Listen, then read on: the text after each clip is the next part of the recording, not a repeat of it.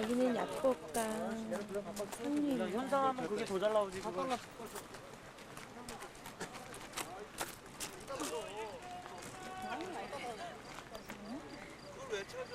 이거 찍어서 줄게. 아니야. 여기는 약복강입니다. 약복강 상류입니다.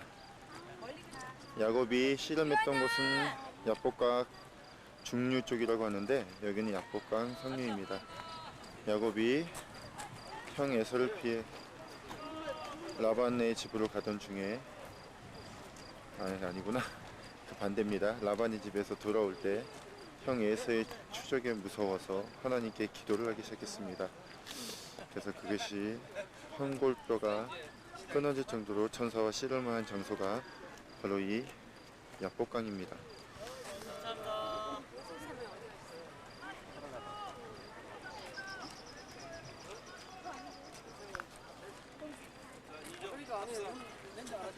아, 저 렌즈 아니에요. 괜찮아요. 네. 이원이가 저쪽에 있나 봐.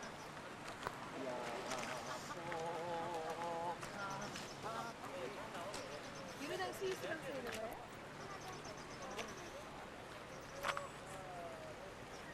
이원 만나면 사진 찍자.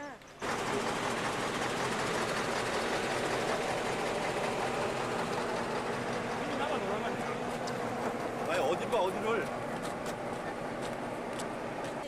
여기는 승리의 길이라고 합니다.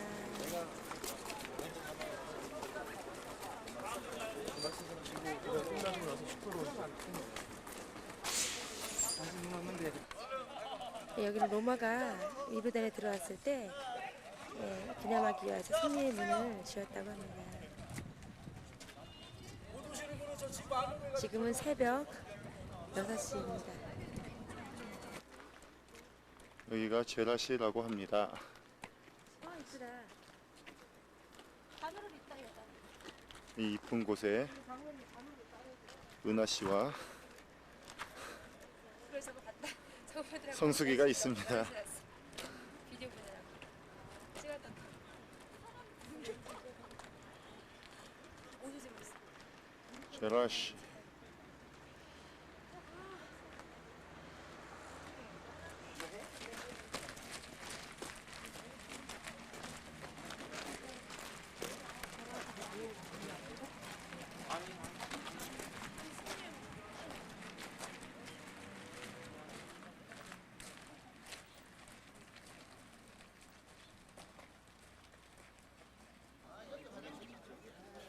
여기가 지금 제라시인데 문이 여기 때는 사람들이 그쪽에 때는 사람들이 있어요.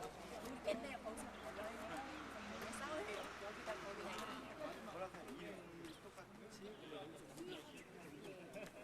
여기가 문이 4개가 있습니다. 남쪽, 북쪽, 동쪽, 서쪽. 여기가 지금 남쪽 문이에요.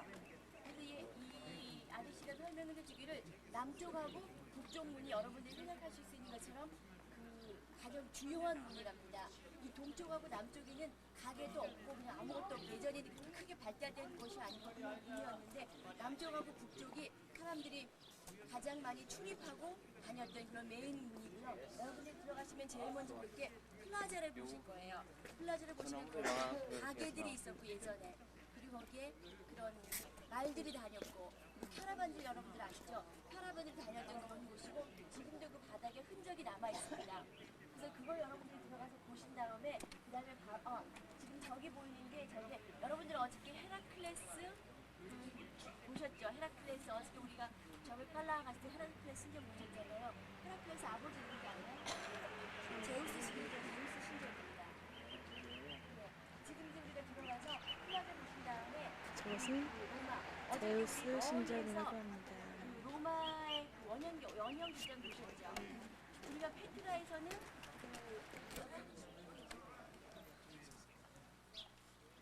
여기가 어디예요? 버다사 지방에 있는 제라시라고 합니다.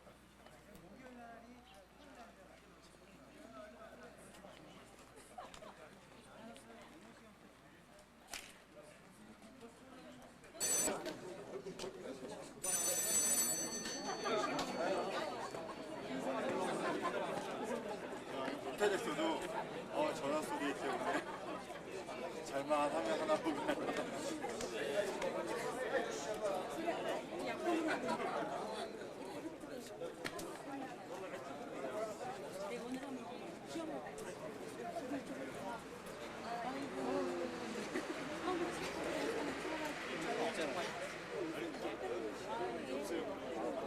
우리는 지금 입장하기 위해서 모든 조가 다 기다리고 있습니다.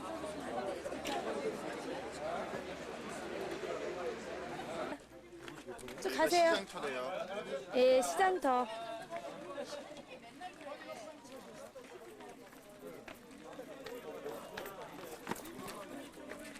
전사님 사주 앞으로 가요.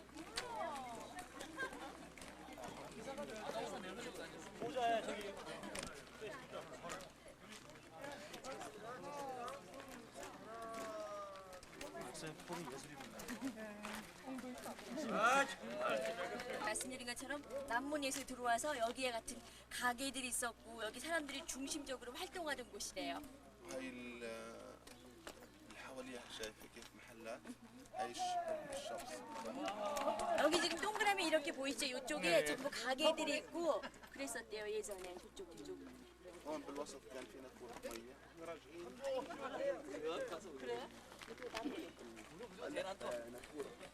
아하 여기 예전에 그 뭐죠? 분수대가 또 이쪽에 분수대잖아요. بنشوف احنا المسورة تبع المية 분수대. المسورة 자, 가겠습니다. 많이 찍어 단체 사진. لا دخلت من هون بس ما كان مفتوح 여기가 플라자인데요. 고린도 양식으로 되어 있는 곳입니다. 우리 조 사진을 찍기 위해서 다들 모이고 있습니다. 우리 조의 얼굴을 담겠습니다. هذا جديد 됐습니다. 하나, 둘. 이러니까 뭐 제대로 사진도 못 찍고 설명도 제대로. 자기야 일로 와. 단체 사진 찍어.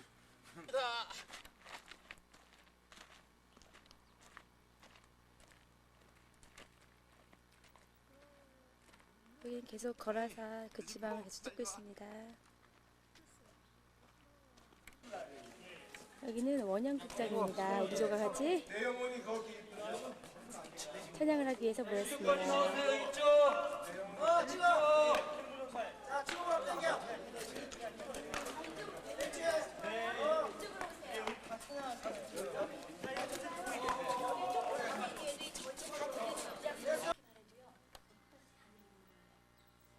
여기서는 잘 모르겠죠. 저기 울리네요. 신비롭죠. 한번 말씀해 주세요. 아니 요 자리. 양지에도 도서관이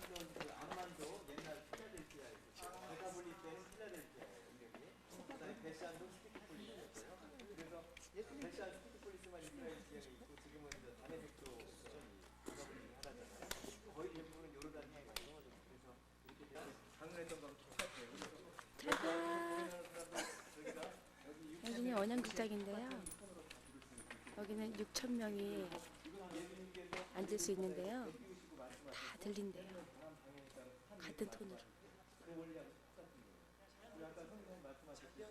저쪽이나 아무데나 이렇게 귀 대고 있으면은 찬사람이 이렇게 말씀하시면 우리 전화기 예비군 전화기 듣는 것처럼.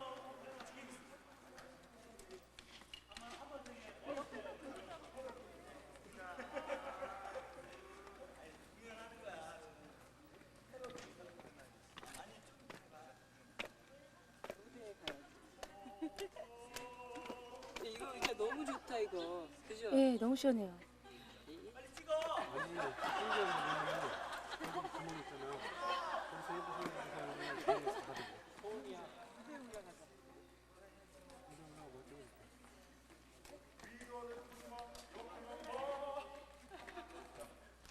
좋으신 하나님 해봐. 자기야. 아, 말 되게 안 들어.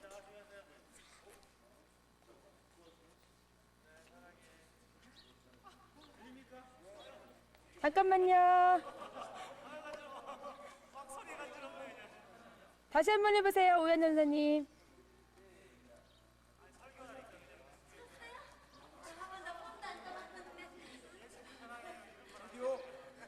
$1달러짜리 지폐 떨어뜨릴 때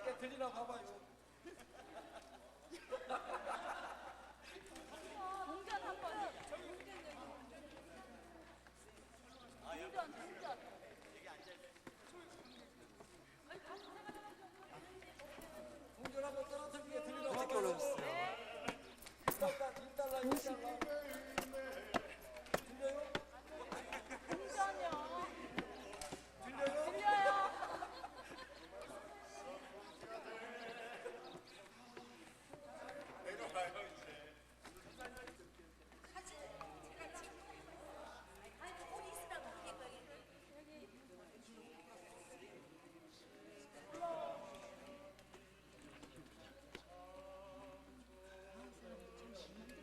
아우 정말 찌네.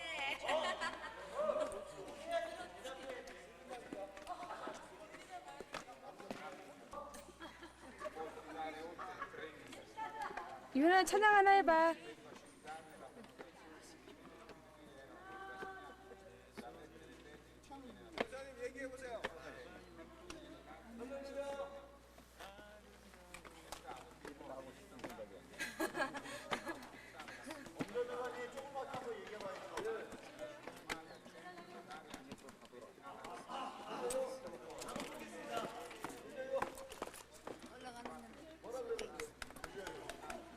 잘했어요. 너무 잘 들려. 여기서 한번 얘기해봐요. 자기야 거기 발 한번 쳐봐. 거기서 목소리를 한번 해봐. 되게 이상해.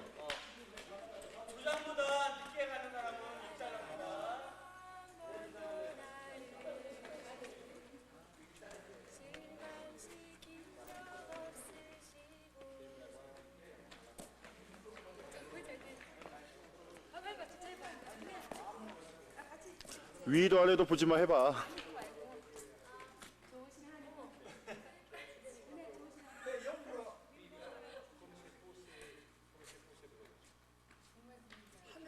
너무 신기하죠?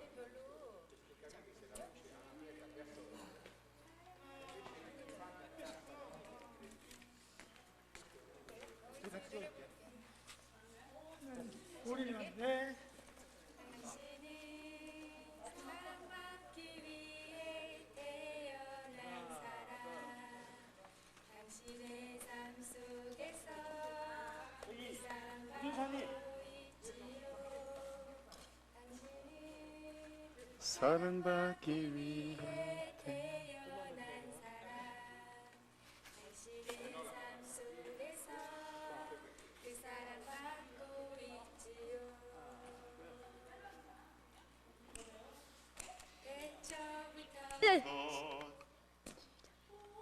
태초부터 시작된 하나님의 사랑이 우리의 만남을 통해 열매를 누나 오라고 누나 맺고 누나 당신이 이 누나 같이 해. 세상에 존재함으로 인해 우리에게 얼마나 큰 기쁨이 되는지.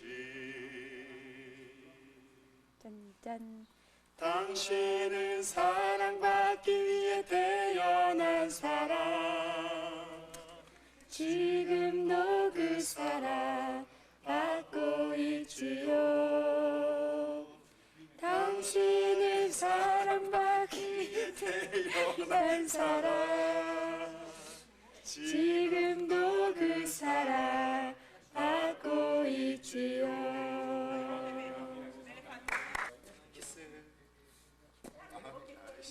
그 깔러 이성현. 에이 진짜. 뭐래 하기는 이거 하나님 한 번만 해줘 하나님. 하나님이 뭐야? 하나님 한 번만 해봐. 가자. 간다. 실망시킨 적 없으시고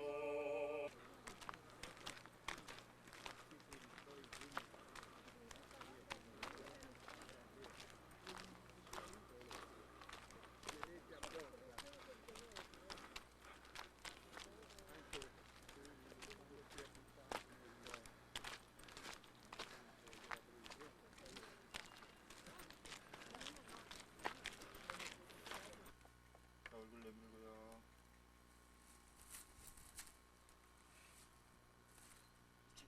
하나, 둘, 목도리 돼. 고대 유적 보시겠네.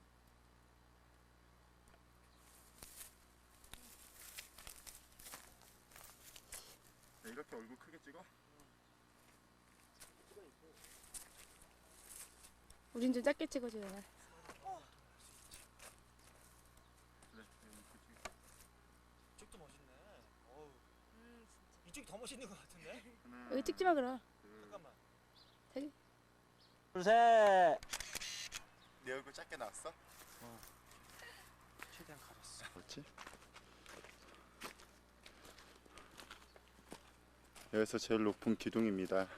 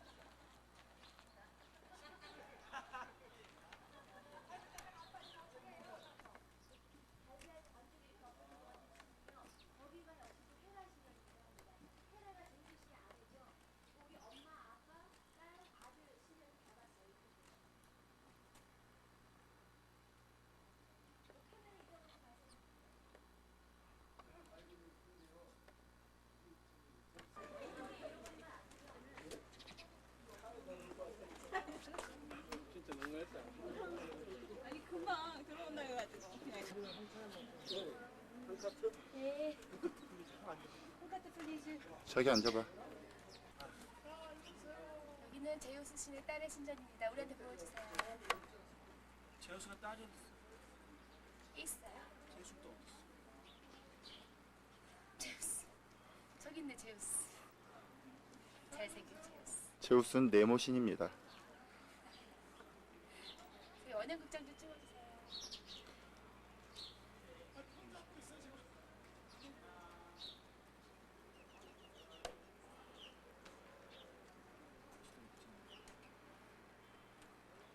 이제 갈까요? 갑시다.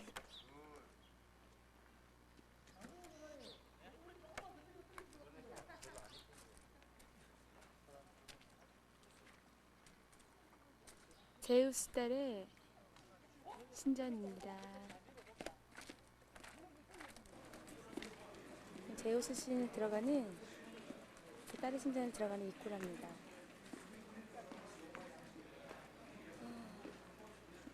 너무너무 아름답습니다. 너무 낮게 나네. 근데 이게 아데미 신전으로 이름돼 있거든요. 예, 아데미. 본인도 아데미 가면 또 아데미 신전이라고 있잖아요. 네. 같은 게 예, 같은 거. 여러 나라 가보시잖아요. 없는 데 없어요. 다 있어요. 왜냐면 로마나 그리스 갔을 때마다 신전을 만들고 아까 전에 사장님 설명하신 것처럼 지금 많이 달라졌죠. 하나, 나무. 예. 자 하나 찍어주세요. Ince çiçekler mübarek hada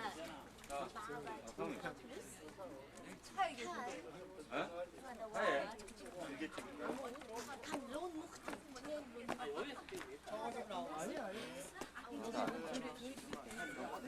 하나. 사람을 인자한 재물이에요? 성하다리는 인자가 지금 여기 들어가 계신 데가 아까 전에 우리 처음에 플라자에 있을 때 분수대 말씀드렸었죠. 사람들이 거기에서 이걸 이리로 가져왔을 것이라고 얘기를 합니다. 사람들이 언제 그랬는지 왜 그랬는지는 모르죠. 그리고 여기 혹시 님프라고 들어보셨어요? 예, 여기 님프의 신전이라고. 여기 님프들이 예전에 이렇게 예.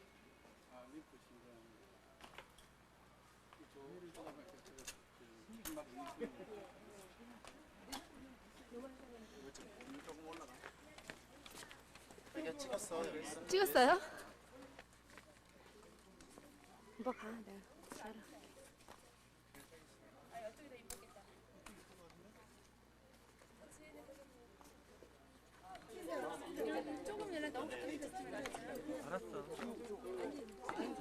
하나, 둘.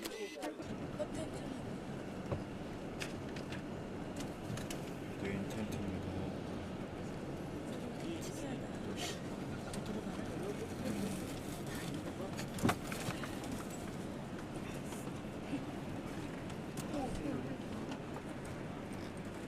뭐야, 가는 거야?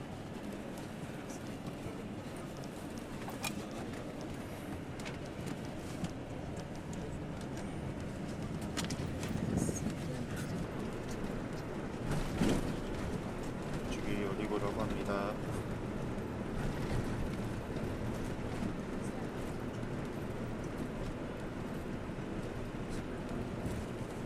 땅에 들어가려면 요단강 쪽으로 마음의 가고 준비다요. 있습니다. 마음의 준비다. 힘써 일하세.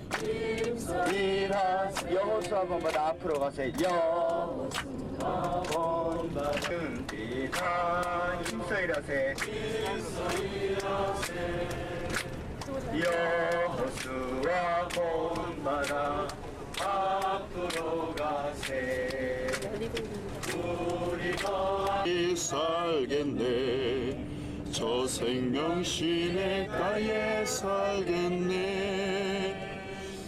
길이 살겠네 나 길이 살겠네 저 생명 시냇가에 살겠네 내 주린 영혼 만나로서 먹여주시니 내 주인 영혼 만나로서 먹여주시니 그 양식 내게 생명 되겠네. 그 양식 내게 생명 되겠네 이후로 생명 양식 주와 함께 먹으며 이후로 생명 양식 주와 함께 먹으며 저 생명 시냇가에 살겠네 길이 살겠네 나 길이 살겠네 저 생명 시냇가에 살겠네 길이 살겠네 나 길이 살겠네 저 생명 시냇가에 살겠네 쌓여 서리라.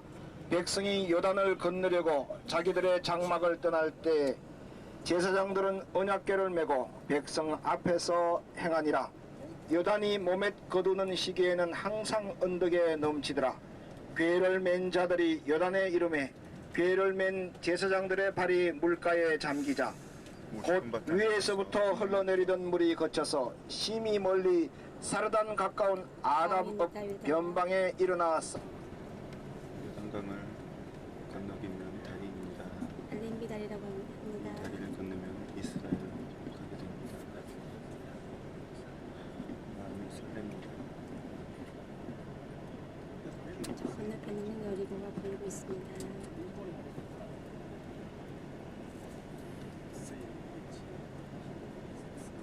이 알림비 다리를 건너면 바로 이스라엘이 된다고 합니다.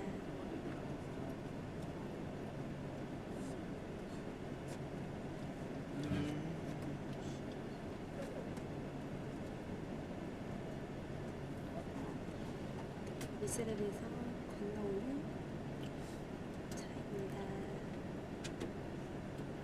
나의 가는 길 주의 평가 있으리 이 조그만 강이 요단강이라고 합니다. 그때는 물이 많았습니다. 요단강을 건너고 있습니다. 네, 이제 우리가 요단강을 건너게 되는데 네, 요단강을 건너게 되는데 이 시간에는 우리 권성원 목사님께서 잠깐 나오셔가지고 기도 한번 순간에 왔습니다. 주께서 우리 모두에게 크시는 총을 더하여 주시며 저 멀리 바라보이는 하늘나라를 볼 수 있는 믿음을 큰 믿음을 더하여 주시옵시며 믿음으로 목회하기에 부족함이 없는 저희 모두가 될 수 있도록 도와주시옵시며 건너갈 때에 하나님께서 역사해 주심으로 말미암아서 우리가 주님을 더 의지하며 붙잡으며 위로받으며 힘을 얻을 수 있도록 주님 인도하여 주시옵소서. 주여 남은 여정 가는 곳곳마다 주님의 발자취를 확인할 수 있도록 도와주시옵시며 감사가 넘치며 하나님께 영광 돌릴 수 있도록 주님 도와주시옵시며 어려운 일들도 잘 극복할 수 있도록 주님 함께해 주시고 건강도 지켜주시옵소서. 아멘. 수고하시는 귀한 분들을 붙잡아 주시옵시며 잘 감당할 수 있도록 인도하여 주시옵소서. 감사드리며 예수님의 이름으로 기도드리옵나이다. 아멘. 아멘.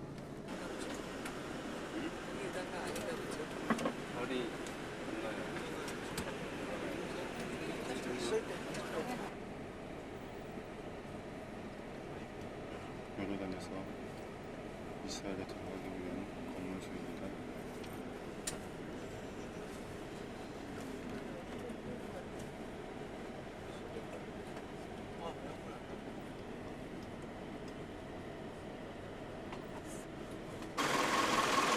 여기가 요르단을 건너서 그 다리로 건너와서 입국 순사를 마친 이스라엘 입국 심사장입니다. 이 주위는 아직도 사막으로 덮여 있습니다. 이제 가나안 땅에 입성했습니다. 이제 잠시 후면 이 나무가 삭개오가 올라갔던 그 나무와 동일한 나무입니다. 뽕나무로 번역되어 있지만 사실은 뽕나무가 아니라고 합니다. 무화과 나무의 일종으로 열매는 먹지 못한다고 합니다.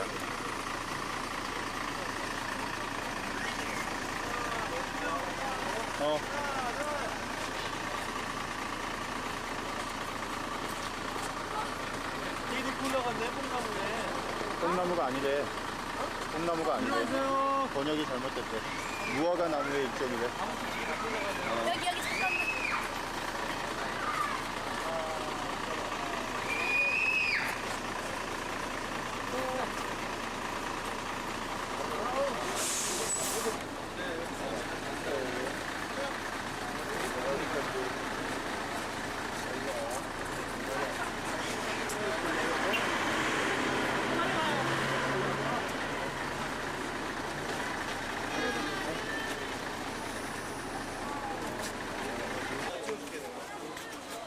왼발 앞으로 꺼내고. 하나, 둘, 셋.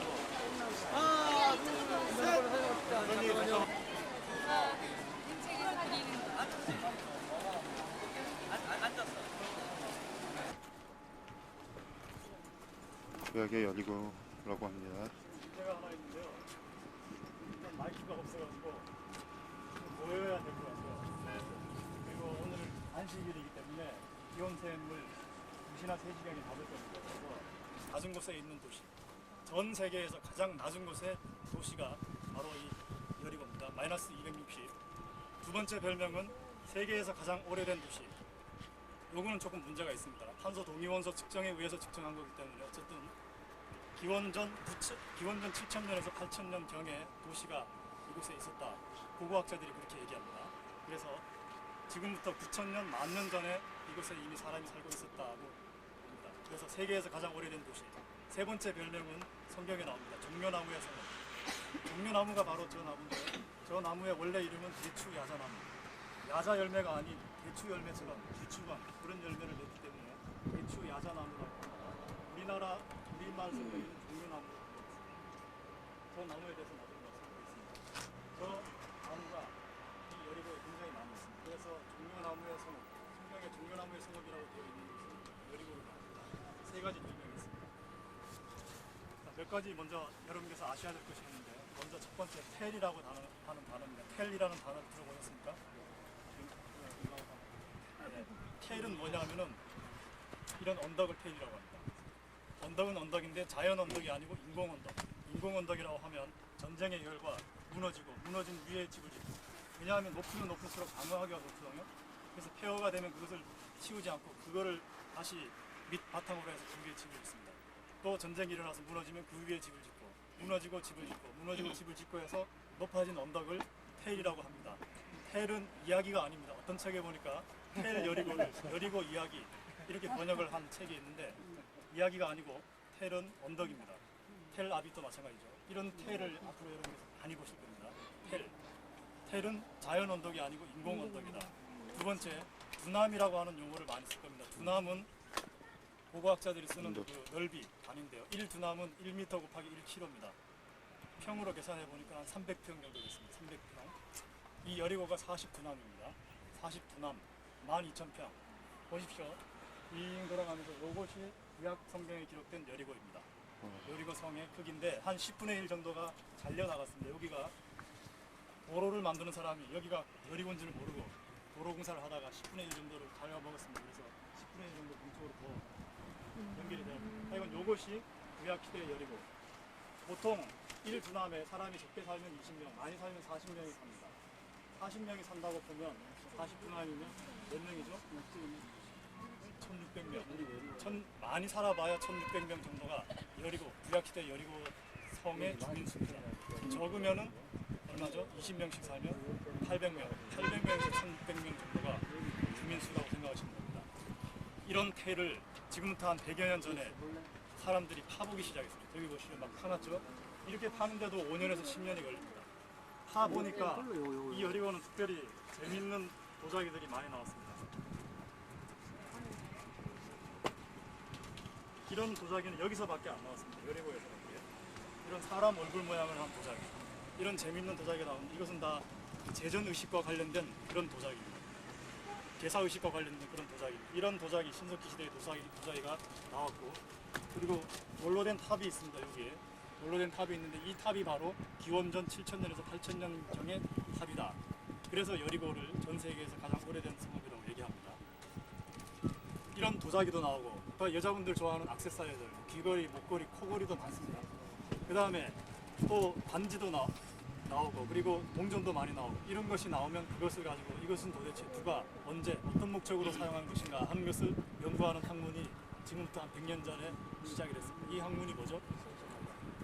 그 학문이 바로 고고학입니다. 고고학이 100년 전부터 발달되기 시작했습니다. 특별히 이스라엘은 고고학이 발전되어 있습니다. 고고학을 전공한 사람들은 돌멩이 하나만, 돌멩이가 아니고 도자기 깨진 거 하나만 들어도 이것이 어느 시대에 누가 어떤 목적으로 사용했다 하는 것을 고고학과 1학년, 2학년 정도만 돼도 다 압니다. 굉장히 여기는 그렇게 발전되어 있습니다. 여기도 1960년대에 영국의 고고학자 캐년이라는 고고학자가 여기를 발굴해보고 여기가 구약시대의 여리고라고 하는 것을 밝혀냈습니다. 어쨌든 여기가 구약시대의 여리고라고 하는 데는 이견이 없습니다. 이견이 있는 장소가 몇 군데 있거든요. 근데 여기는 아무도 다른 이견을 가지지 않습니다. 여기가 구약시대의 여리고다 이렇게 생각하시면 됩니다. 그러면 성경과 관련시켜서 잠깐 생각해보고 가도록 하겠습니다. 대표적인 사건이 그 여호수아 사건이죠. 모세가 느보산 가보셨습니까? 네. 느보산이 어디입니까? 저는 아직 안 가봤습니다. 느보산이 어딜까요? 저 맞아 보이네. 저기가 느보산입니다. 맞아 보이네. 저는 안 가봤지만 대충 위치는 압니다. 저쪽이요. 지금 사해가 저기 보이죠? 사해 동쪽. 제일 높은 곳. 그러면 모세가 가나안 쪽으로 가나안 땅을 바라봤는데 모세가 바라본 곳이 어디냐? 여리고. 예수님께서 삭개오를 만난 곳, 바디메오를 만난 것도 여기가 아니고 신약시대 여리고입니다. 이렇게 여리고가 두 군데가 있습니다. 구약시대 여리고, 신약시대 여리고. 현대 여리고도 있고요. 아까 현대 여리고에서 사기와 만났다 했잖아. 그럼 저 산을 시험산이라고 해요. 유다공약 여기 지금 시험산. 수도원이 있습니다. 수도사들이 지금도 거기서 수도 생활을 하고 있습니다. 산 꼭대기 있는 건 초석이에요. 저기 저쪽이야. 그러면 시험산. 이중성벽, 제가 조금 전에 말씀드린 그 이중성벽이 저쪽 북쪽에 있습니다. 그걸 보시고 그 다음에 탑, 원형으로 된 탑 보시고 그리고 버스로 돌아가겠습니다. 힘드신 분들은 여기 앉아 계시고 예수님 시험 받으신 시험산. 보시고 원형 탑 쪽으로 내려가겠습니다.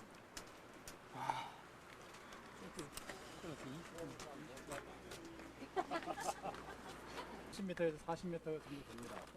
그리고 보시는 바와 같이 그 당시 성벽이라고 하면 보시는 바와 같이 흙을 구워서 만든 진흙 벽돌입니다. 그래서 자유주의 학자들은 그걸 가지고 또 공격을 합니다. 오랜 세월이 지나면 자연적으로 삭아서 무너진다는 거죠. 기적적으로 무너진 것이 아니라 어쨌든 보십시오. 진흙을 구워서 만든 진흙 벽돌입니다. 저 윗성벽을 바깥쪽 담으로 하는 빙 돌아가면서 집이 있었을 텐데 그 중에 하나가 라합의 집이었을 겁니다. 원형탑 보시고 이제 내려가겠습니다. 아래서 보입니다. 겁니다. 안에 구멍이 있는데 그 구멍으로 오르락내리락 할 수 있도록 계단이 안에 있습니다. 이 망대의 높이는 약 9m, 지름은 약 8m에서 9m 정도 됩니다. 밑으로 내려가면서 조금씩 넓어집니다. 바로 이것을 가지고 탄소 동위원소로 측정을 해봤더니 기원전 7,000년에서 8,000년 경으로 나왔습니다. 탄소 동위원소 측정법에 대해서 잘 아시는 분들은 아시겠지만 문제가 조금 있죠. 어쨌든 간에 그래서 여리고를 세계에서 가장 오래된 성이다 그렇게 얘기합니다. 만약에 그 고고학자들의 측정법이 맞다면 10,000년 정도 전에 사람이 살기 시작했는데 그 당시 사람이 살 때의 이 여리고 성의 바닥은 저기서부터 9m를 더 내려가야 됩니다. 지금 저게 탑 꼭대기고요. 그리고 성 바닥은 저기서부터 9m를 더 내려가야 됩니다. 저 밑에서부터 여기까지 약 9,000년에서 10,000년이 흐르면서 이렇게 지대가 높아진 겁니다. 이런 것을 텔이라고 합니다. 텔. 이런 텔을 앞으로 많이 방문할 겁니다. 그 옆에 보면은 또 그 성벽의 흔적이 보이죠. 이것이 청동기 시대 때 성벽입니다. 자, 그럼 아, 저거 어떻게 살아? 저 사람들은 이스라엘 삶이 좋다. 정부에서 지어준 아파트에다가는 자, 강남선을 넘어가면 서쪽편에 겟세마네가 있습니다. 그림을 그려가면서 저것을 방문했을 때 설명을 드리겠습니다. 감남산을 중심으로 해서 동쪽편에는 베다니, 그 다음에 동쪽편 중턱에 벳바게, 서쪽편 시작되는 부분에 겟세마네 이렇게 있습니다.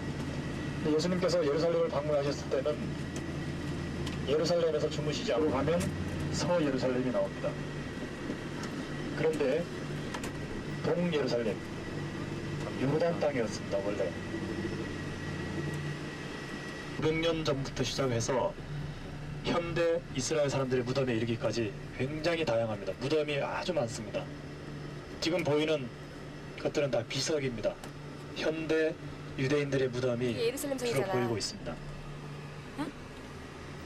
유대인들은 지금도 메시아를 저 무덤에 있던 자들이 다 살아나서 예루살렘 성으로 입성할 것이다.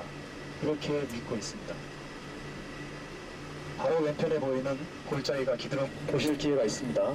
손전등 준비하십시오. 성입니다. 자, 오른쪽으로 성벽이 보이죠? 네, 이것이 바로 올드시티입니다. 원래는 요르단 땅이었는데 6.1 전쟁 때 1967년에 이스라엘이 정복했습니다. 점령을 했습니다. 그래서 이것은 역시 아랍인들이 거주하고 있는 아랍 점령 지역입니다.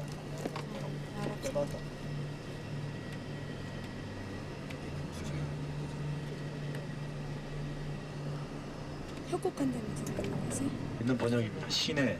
물이 안 흐르죠? 뒤돌아온 골짜기. 네, 이런 것을 우리나라 성경에서는 시내라고 번역을 많이 했습니다. 골짜기. 비가 오는 겨울철. 겨울철에 주로 비가 오는데 비가 내리는 겨울철에만 시내. 물이 흐르는 골짜기. 뭐라고 번역을 하면 좋죠? 골짜기. 비가 오는 계절에만 물이 흐르는 골짜기. 자, 손전등 준비하십시오. 손전등. 히스기야 터널입니다.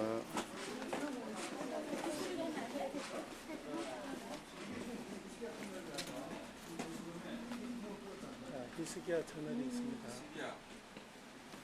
밑으로 우리의 군사들이 내려가고 있습니다. 네, 골짜기야? 이 길로 물미랑만이 고선 나네.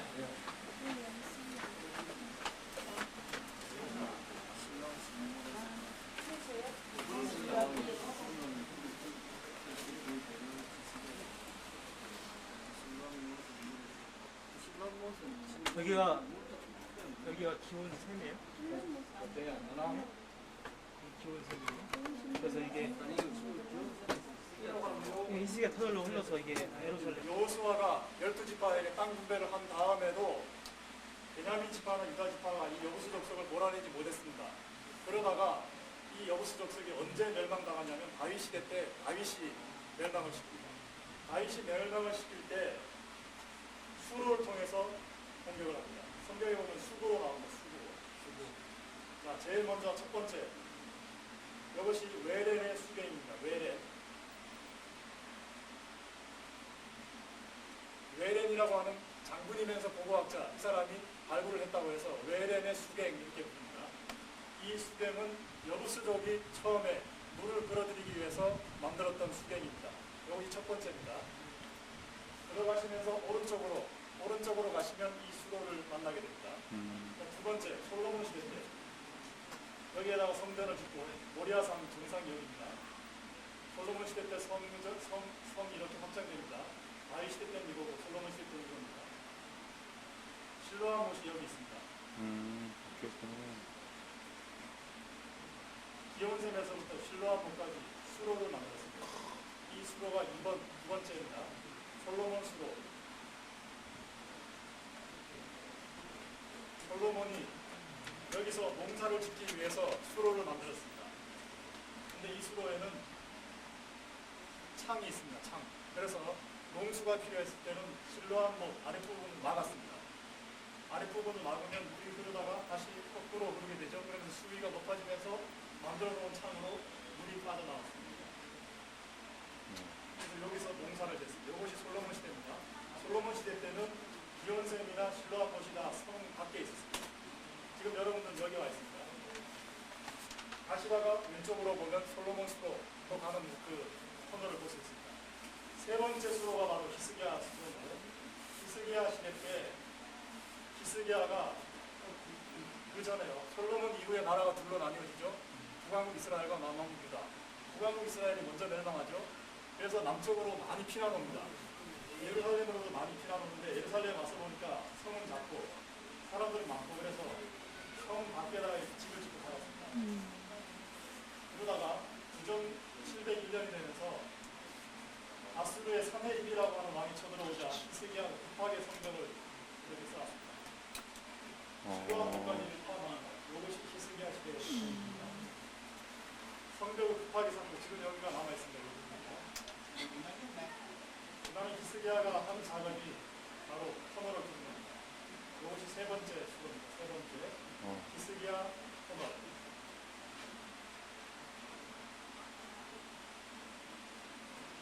여기서부터 여기까지 길이가 533m인데 지금 여러분께서 통과하는 것이 바로 이겁니다. 기온샘에서부터 실로암 못까지 533m. 히스기야가 뚫었던 주전 701년에 공사 기간은 7개월에서 9개월.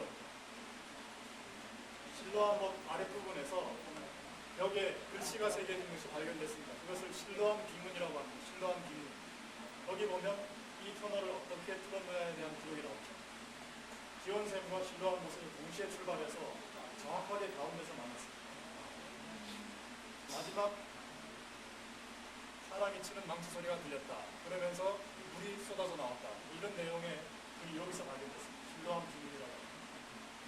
정확하게 가운데서 만날 정도로 아주 훌륭한 기술을 사용해서 터널을 뚫었는데 지금도 물이 흘러내리는데 기온샘에서부터 성 안으로 물을 끌어들이기 위해서 히스기야가 뚫은 터널입니다.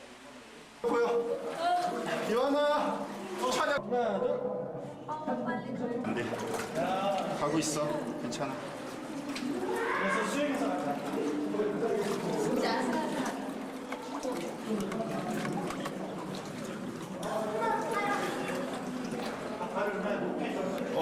여기는 기손 시내에서 동굴을 통해서 나온 실로암 샘물입니다.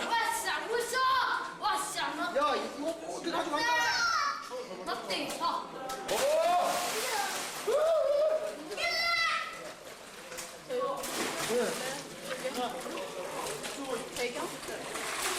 올라.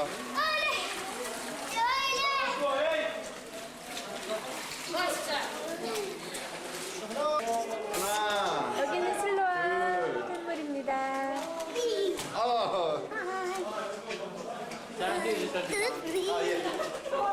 그래서 수영하고 있는 이스라엘의 아들들입니다. 실로암 연못.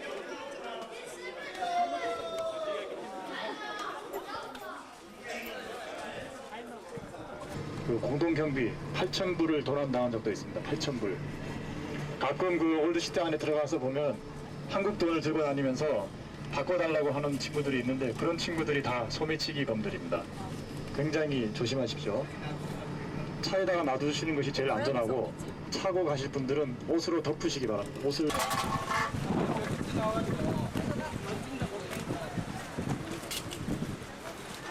시원하다. 내가 높은 지역이나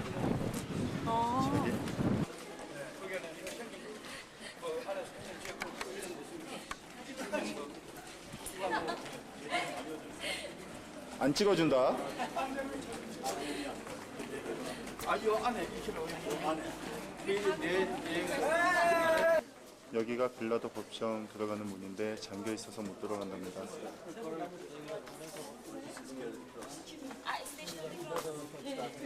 Halika na, join na tayo.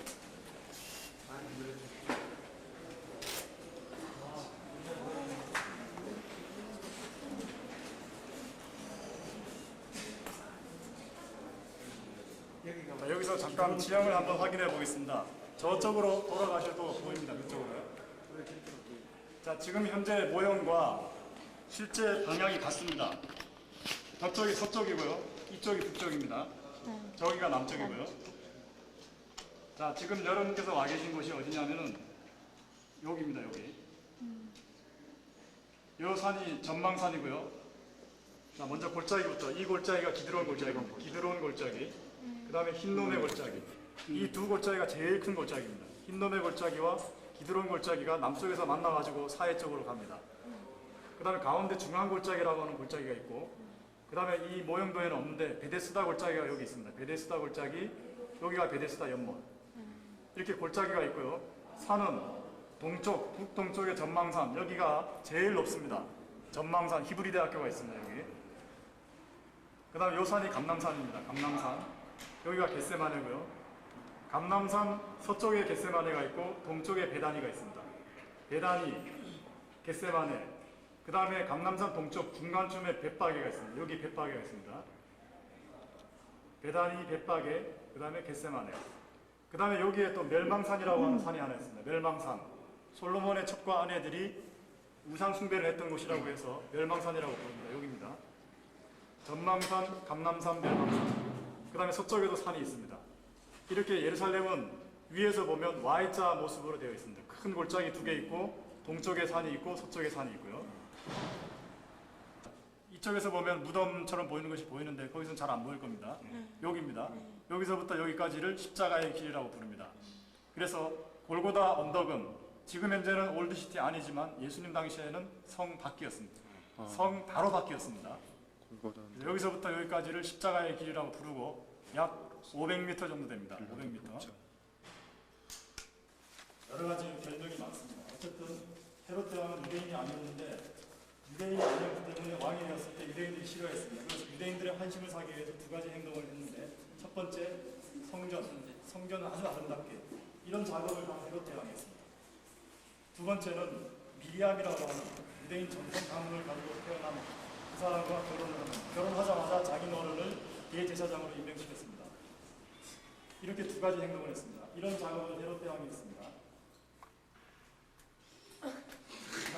그 다음에 이거는 명절을 당해서 유대인들이 성전투에 모여 있는데 위에 보십시오. 로마 군사들이 창을 들고 있죠. 그래서 이렇게 위에 사람이 설 수 있도록 이렇게 만든 거고, 그리고 여기에는 로마 군사들이 주둔했던 안토니오 요셉. 지금 로마 군사들이 창을 들고 서 있는 모습입니다. 그래서 이 자리를 빌라도 법정이라고 부르고 있는 겁니다. 이 빌라도 법정은 성전을 지키기 위해서 만들었던 안토니오 요새 탑입니다. 원래 성전을 지키기 위해서 북쪽에서 안토니오 요새라고 하는 탑을 만들었는데 이 안토니오 요새를 로마 총독들이 명절 때마다 임시 거처지로 사용한 거죠.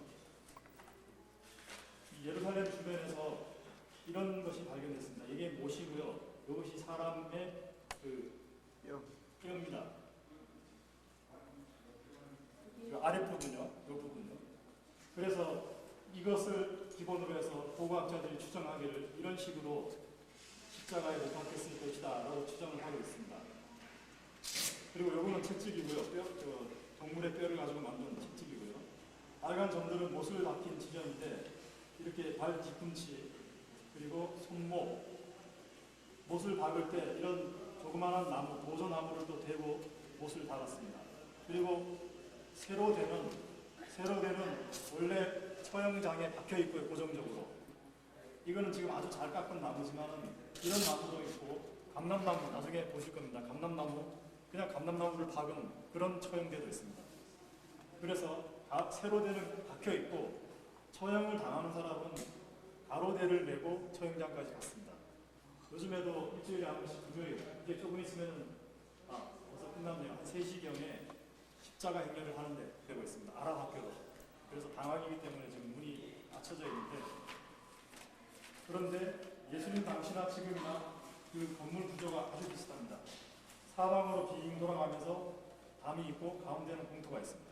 지금 학교도 그렇게 되어 있습니다. 구조가 사방으로 돌아가면서 건물이 있고 가운데 공터가 있고 그 가운데 공터에서 사람들이 모여서 예수님을 십자가에 못 박으라고 소리를 쳤고 빌라도가 결국은 예수님을 사형 선고 내리고 예수님을 넘겨준 거죠. 바로 이곳입니다. 여기를 첫 번째 지점이라고 합니다. 1처. 그 다음 2처, 여기가 2처라고 하는데 채찍을 맞으시고 십자가를 지고 출발하신 곳. 세 번째는 처음으로 쓰러지신 곳. 이제 가면서 그 지점 표시가 다 되어 있습니다. 네 번째 지점은 어머니 마리아를 만난 곳. 5번째는 구레네 사람 시몬을 만난 곳. 이거는 성경에 나오죠. 이 5번째 지점이 제일 중요합니다. 왜냐하면 거기서부터 골고다 언덕이 시작이 되고요. 그러니까 골고다 언덕이 시작이 되는 그 지점에 남북으로 길이 있었습니다.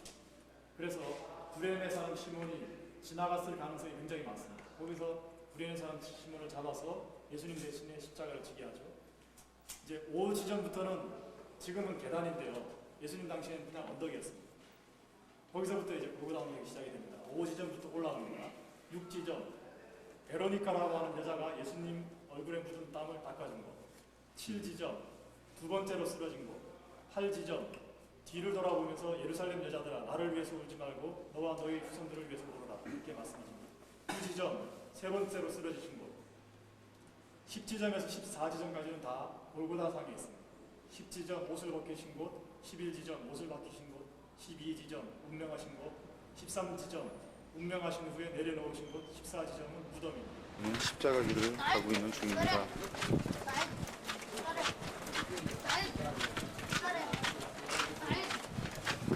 가는 길은 시장으로도 이루어져 있어서 매우 혼잡하다고 합니다.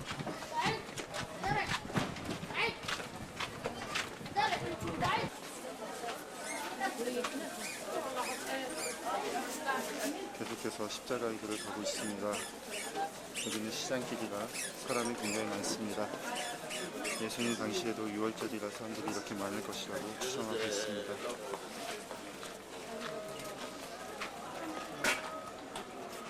아주 신빙성이 많습니다. 왜냐하면 구레네 사람 시몬을 만난 곳이라고 합니다. 그리고 그쪽이 서쪽 성벽이 있던 곳이고요. 여기서부터는 이제 성 바뀝니다. 지금은 성 아니지만 여기서부터는 예수님 당시에 성 바뀌었고 골고다 언덕이 시작이 되는 시점입니다. 지금 계단이 있는데 예수님 당시에는 이런 건물이 없었고요.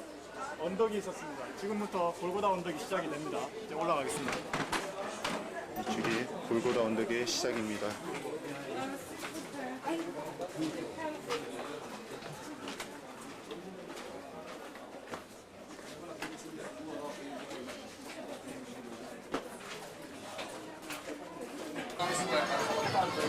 계속해서 골고다 언덕을 향해서 올라가고 있는 길입니다.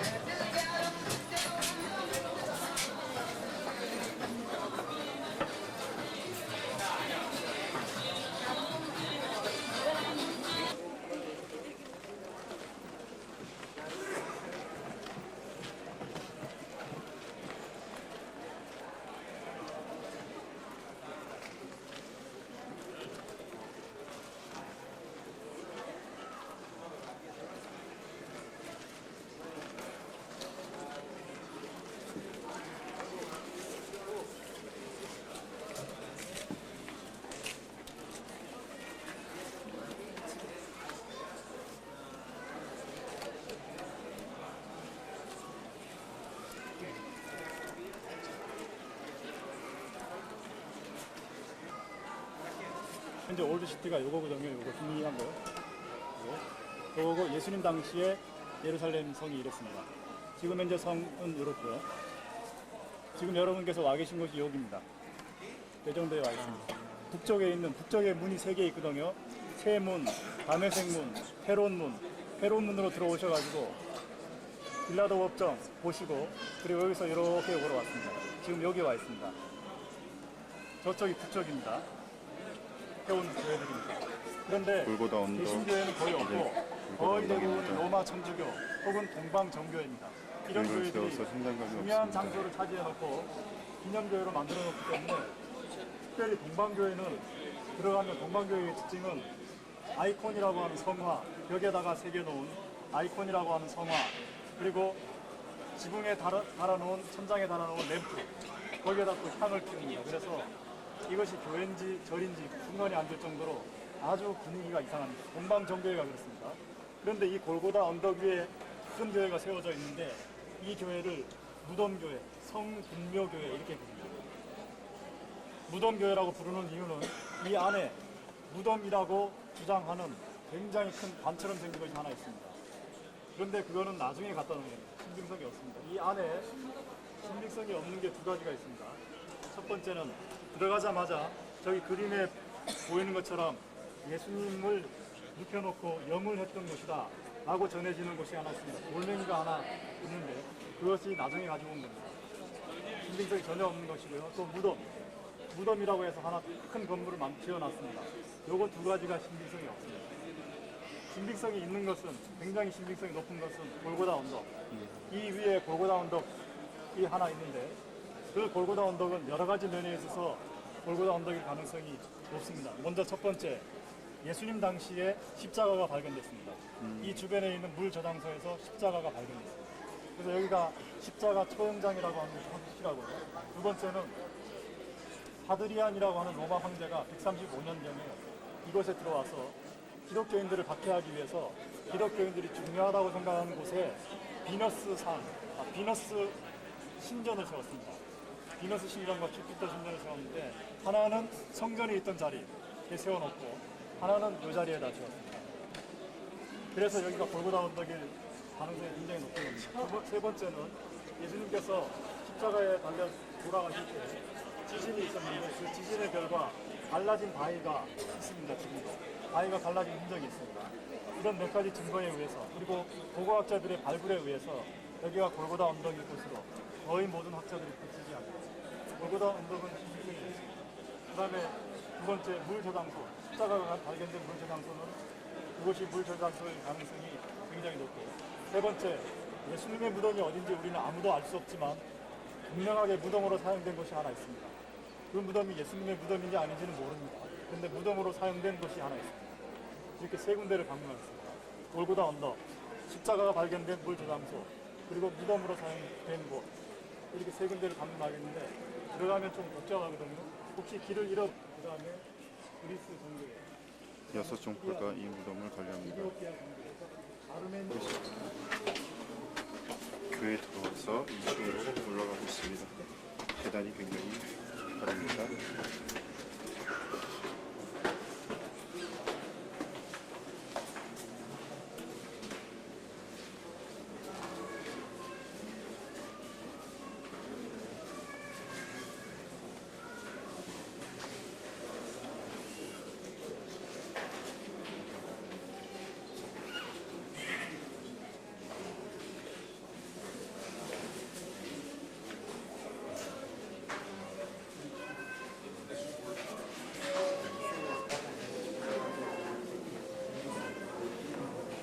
절같이 해놨습니다.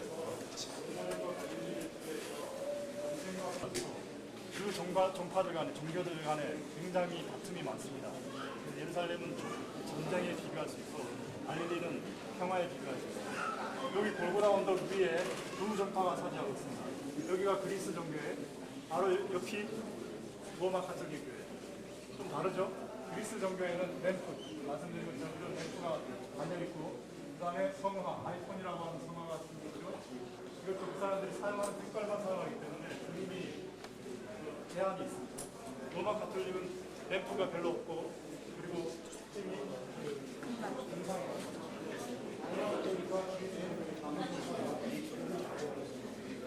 그래서 분위기가 괜찮아서 그런데 아버지가 분명한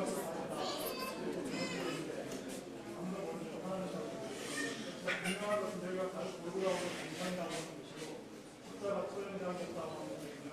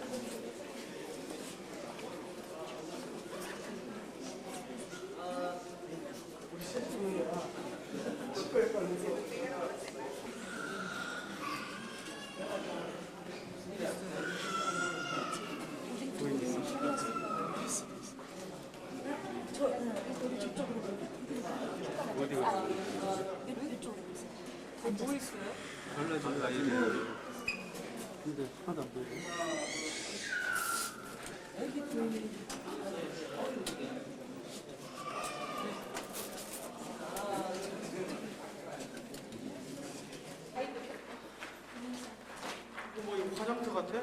조금 전에 저쪽 편에 큰 건물이 하나 있는데 그리고 사람들이 들어가려고 줄 서 있는데 바로 그것이 예수님의 무덤이다. 그래서 여기에 교회가 세워졌고 그 교회가 성북록의 무덤교회 이렇게 부르고 있는데 나중에 갔다 온 겁니다. 지금 카톨릭 사람들은 장소를 굉장히 중요하게 생각하기 때문에 장소 가는 갈 때마다 만지고 뽀뽀하고 굉장히 중요하게 생각합니다. 여기는 실제로 무덤으로 사용되는 자리입니다.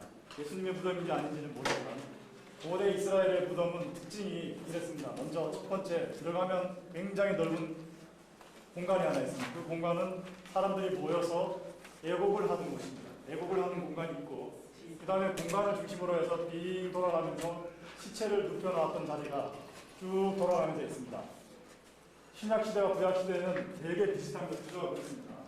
신약시대는 한 가지 특징이 입구를 들어가고 나가는 입구를 돌멩이, 둥그런 돌멩이로 굴리고 굴려서 열고 닫는 그런 구조로 만들어 놨습니다. 한번 그림을 보겠습니다. 신약시대 여기 돌들이 보이죠? 이것이 바로 입구를 열고 막을 수 있는 돌입니다. 여보, 이런. 자, 그래서 요거 공간은 나중에 또 그 동방정교에서 만든 공간이고요. 이 공간은 오리지널이 아닙니다. 저 안쪽은 오리지널입니다. 그래서 저기가 만약에 예수님 당시의 무덤이었다면 이런 돌을 굴려서 입구를 열고 닫을 수 있는 그런 구조로 되어 있을 겁니다. 대개는 친족별로, 가족별로 묻힙니다. 그래서 성경에 보면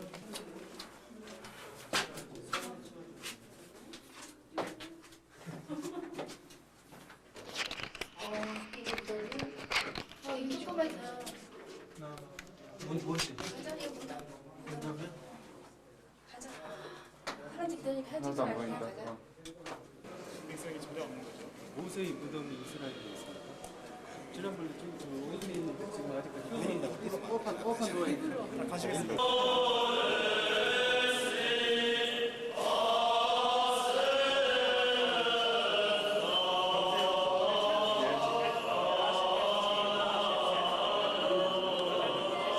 저기서 예수님 당시 십자가가 발견됐습니다. 여기가 물 저장소입니다. 십자가 처형장이라고 예수님 당시 십자가가 발견됐다고 합니다. 그런데 이 험악한 사람이 못 들어가게 합니다.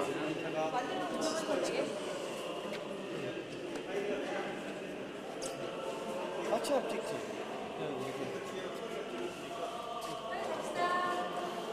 에게 있어서 중요한 것이 첫 번째가 법입니다. 모두 로마에 가면 로마 법을 따르라 이런 말이 있죠. 그 다음에 행정이고요. 그 다음에 중요한 것이 길입니다. 모든 길은 로마로 통한다. 그래서 로마인들은 다른 나라를 정복한 다음에 제일 먼저 하는 작업이 뭐냐면 길을 닦는 겁니다. 길. 이것도 로마인들이 예루살렘을 점령한 다음에 제일 먼저 길부터 닦았습니다. 이런 길을 카루도라고 합니다. 카루도, 심장이라는 뜻입니다. 라틴어인데요. 예루살렘의 심장부를 관통하는, 남북으로 관통하는 도로, 그래서 카루도라고 부르는데 양쪽 옆에 저런 기둥이 있었습니다. 그리고 기둥 양옆에는 이런 상점, 지금 현재 올드시티에 상점이 있는 것처럼 로마 시대 때도 양쪽 옆에 상점이 있었는데 여기 두 개가 나와 있습니다. 싱크 두 개가 나와 있습니다. 여기에 말뚝 박은 흔적들이 있습니다. 이것이 로마인들이 만들었어요. 로마인들이 만들었던 상점들이고 길입니다. 다른 나라를 정복하고 돌아올 때 이런 데서 이런 식으로 다니는 이런 사람들이 나와서 막 환호를 하고 로마인들이 만드는 좀 파르도라고 합니다. 북쪽에 뉴게이트, 세문, 다마스커스 게이트, 시온문이라고 합니다. 다메섹문, 헤론문으로 세개 들어서 있습니다. 동쪽에는 시온문으로 나왔습니다. 사자문과 황금문 이렇게 두 개가 있습니다. 8개의 문이 있는데 그 중에서 황금문만 지금 닫혀 있습니다. 시온문으로 나왔습니다. 바로 가해바의 집터인데 지금 현재 관광객들에게 공개를 하지 않고 있습니다. 아직도 복원 중인데요. 이 안에 들어가면 가야바의 집터 흔적이 있습니다. 근데 일반적으로 관광객들이 방문하는 것은 요 밑에 그 여기가 마가의 다락방 장소입니다. 문이 닫혀서 들어가지 못합니다. 정말 아쉽습니다.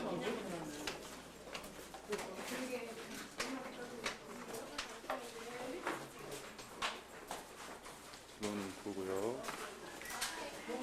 계단으로 올라가서 일로 들어갑니다. 이 부분이 마가의 다락방이라고 합니다. 일로 올라가서 일로 들어가나 보다. 선교사님 이쪽으로 올라가서 일로 들어가는 건가요?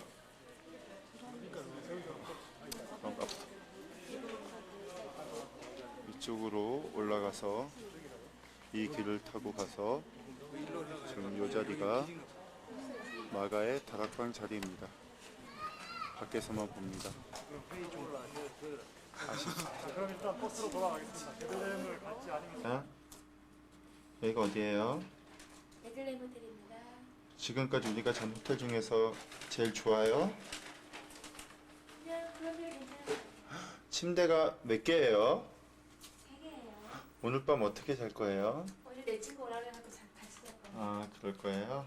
네. 별로 안 좋은 호텔이네요. 이영인의 전화번호. 베들레헴 호텔에서 우리 방에서 바라본 전망입니다.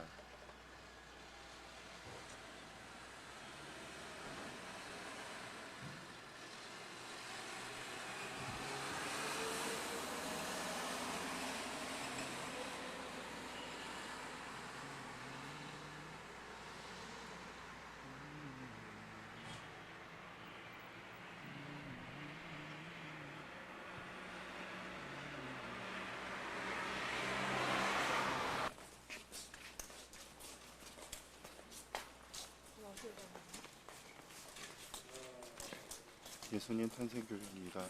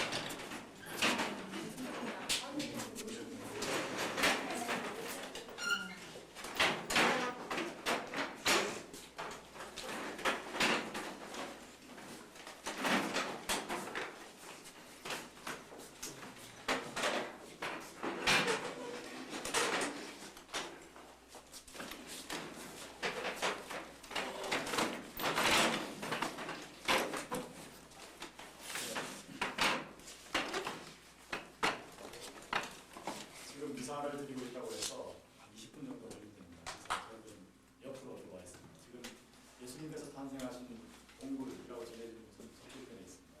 그 옆에 지금 와 있습니다. 여기도 이렇게 동굴이었습니다.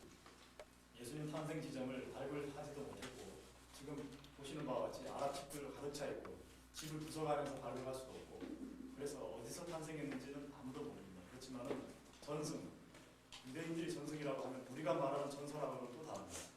전설 따라 성천리하고는 다릅니다. 유대인들의 전승은 신빙성이 높은 전승들이 많습니다.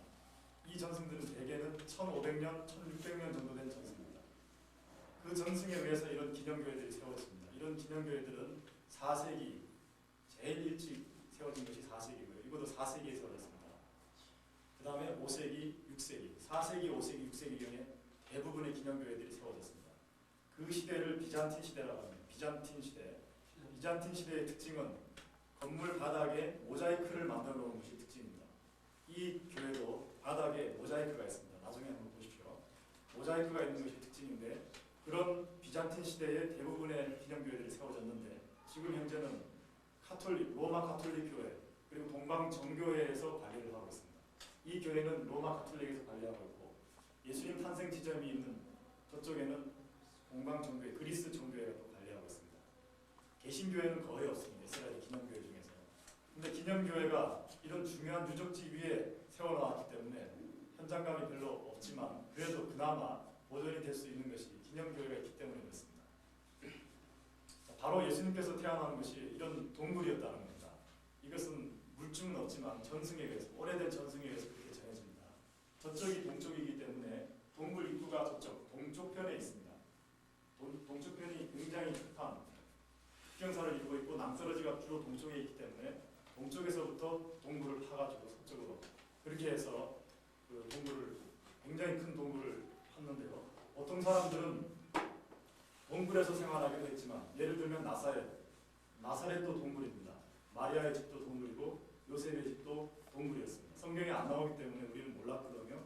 근데 사람들이 동굴에서 살았던 흔적이 있기 때문에 예수님께서 어린 시절을 보내신 것도 동굴이고 마리아의 집에 있었던 것도 동굴입니다. 근데 베들레헴도 마찬가지입니다. 동굴에서도 사람들이 살았고 그러나 베들레헴은 가버나움이나 이 갈릴리 호수처럼 지상에다가 집을 짓고도 많이 살았습니다. 보통은 지상에다가 집을 짓고 살았고요. 그 다음에 동굴집은 보통은 추울 때 짐승들을 키우기 위해서 혹은 손님들이 왔을 때 손님을 재우기 위한 게스트룸으로서 게스트하우스로서 그 동굴을 사용했습니다. 따라서 여기도 게스트하우스였다고 볼 수 있고 그리고 이 옆에 있는 동굴도 마찬가지로 게스트하우스라고 볼 수 있습니다. 그런데 여기는 천주교에서 관리하고 있고 저 옆에는 그리스 정교회에서 관리하고 있는데 예수님 탄생하신 지점은 그리스 정교회에 있는 동굴입니다. 그래서 그 동굴까지 접근하기 위해서 가톨릭 교회에서 다시 터널을 뚫었습니다. 나가시다 보면 그 터널이 있습니다.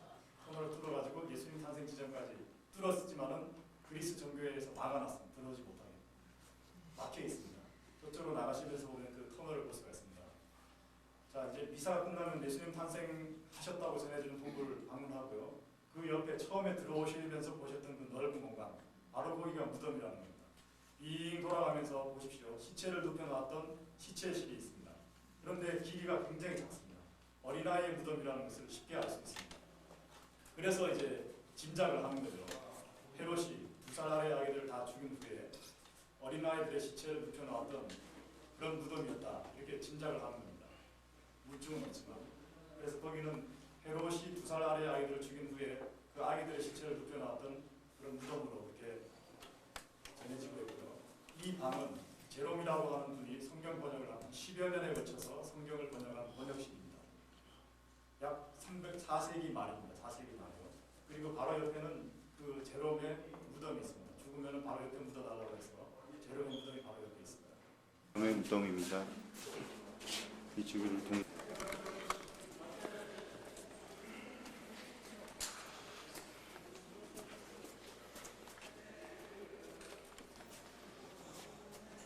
예수님 탄생 기념교회.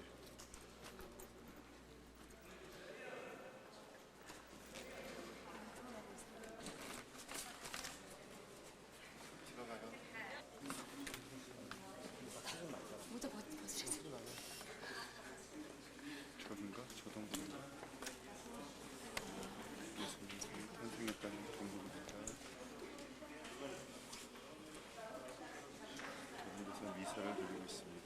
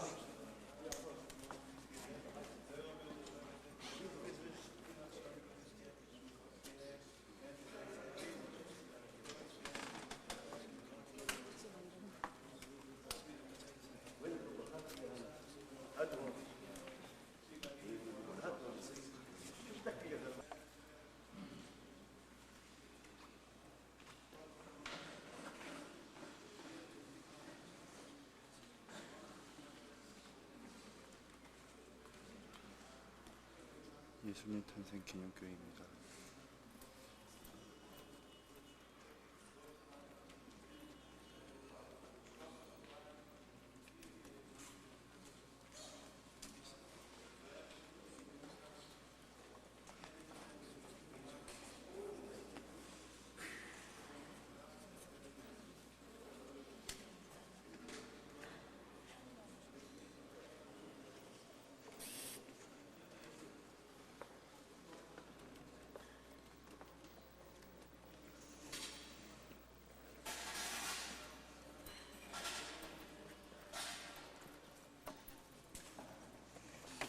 예수님 탄생 동굴로 들어가고 있습니다. 한스럽만 들어가게.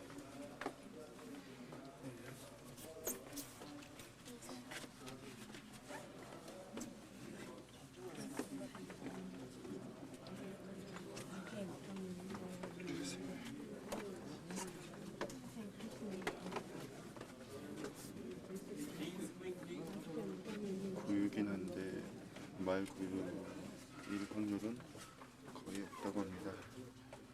하지만 그 당시에 굉장히 큰 부유한 사람만 이용한 수단이었기 때문에 구유가 있긴 있는데 그것이 정확히 말구유일 확률은 없다고 합니다.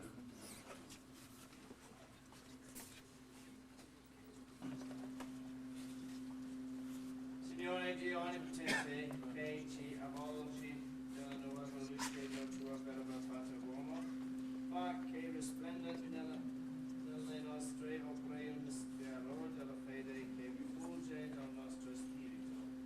E davanti a lui chiameranno popolo santo, credente del Signore, e chi sarà chiamata ricercata. Oggi la luce splendida la luce si è elevata per Cristo, gioia per i retti di cuore, radicatevi tutti nel Signore, rendete grazie al suo santo nome.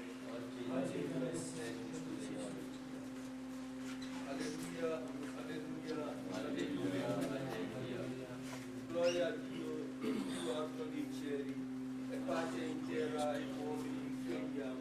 Alleluia.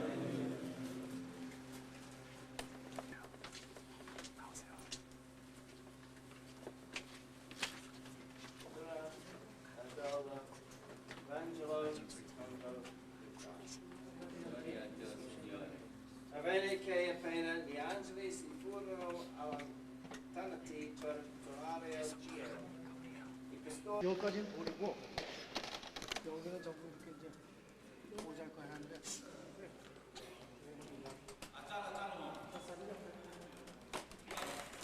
모자이크 되어 있는 부분은 보여주게 여기만 틀어놓은 거 아니에요? 다가 아니고 여기 십자가 모양으로 최초의 교회 건물 바닥입니다. 최초의 교회 건물 바닥이라고 합니다. 비잔티 양식이라고 합니다.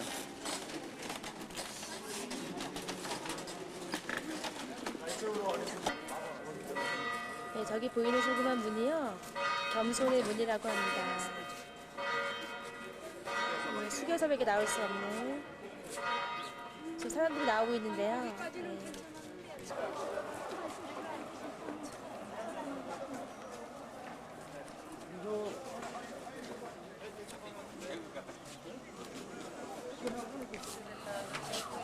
겸손이면서 나오고 있습니다.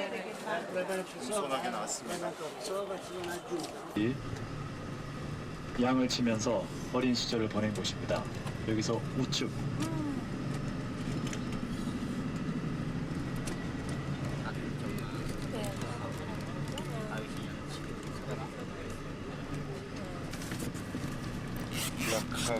자, 지금 여기 바로 오른쪽 편에 보면 건물이 하나 보이는데 바라카 병원이라고 되어 있습니다. 이 바라카 병원은 최초의 한인교회가 세워진 곳입니다. 오른쪽입니다. 이스라엘에서 최초의 한인교회가 1979년에 바로 이곳에서 시작됐습니다.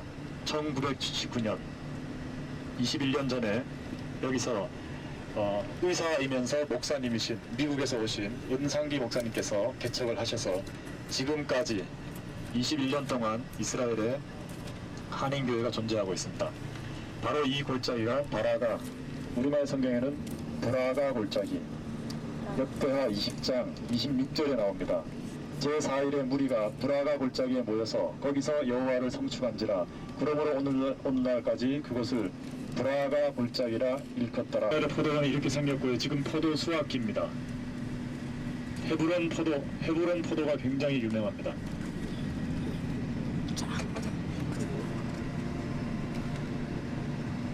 왼쪽으로도 포도원을 보십시오.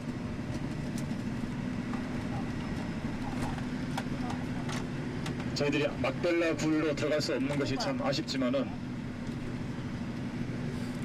막벨라 굴 위에 해교인들이 굉장히 큰 건물을 하나 세워놨습니다. 그 위에 2층에 이스라엘 사람들이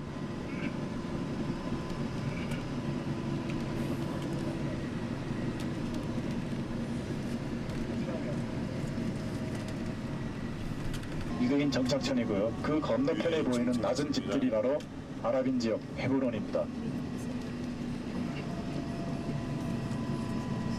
이렇게 되어 있습니다. 성경에.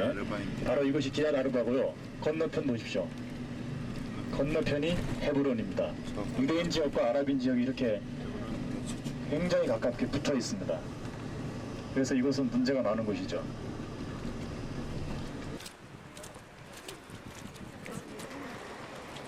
여기가 헤브론 동굴로 가는 길입니다. 아시다시피 헤브론 동굴은 아브라함이 산 그런 곳입니다. 여기가 막벨라 굴이라는 곳인데 올라가 보면 막벨라 굴은 볼 수 없고 기념교회만 볼 수 있습니다. 가시겠습니다. 찾아. 이렇게 천막으로 집을 짓고 사는 유목민들이 많습니다. 아브라함과 이삭과 야곱 이런 사람들이 히브리서 11장에 보면 아브라함은 이삭과 야곱과 더불어 장막 생활을 하였으니 이는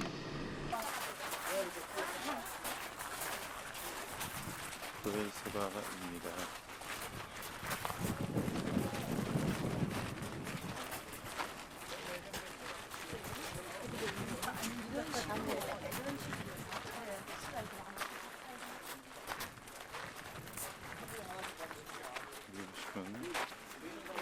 나무를 피우기 위해 흙을 이렇게 세워놨습니다.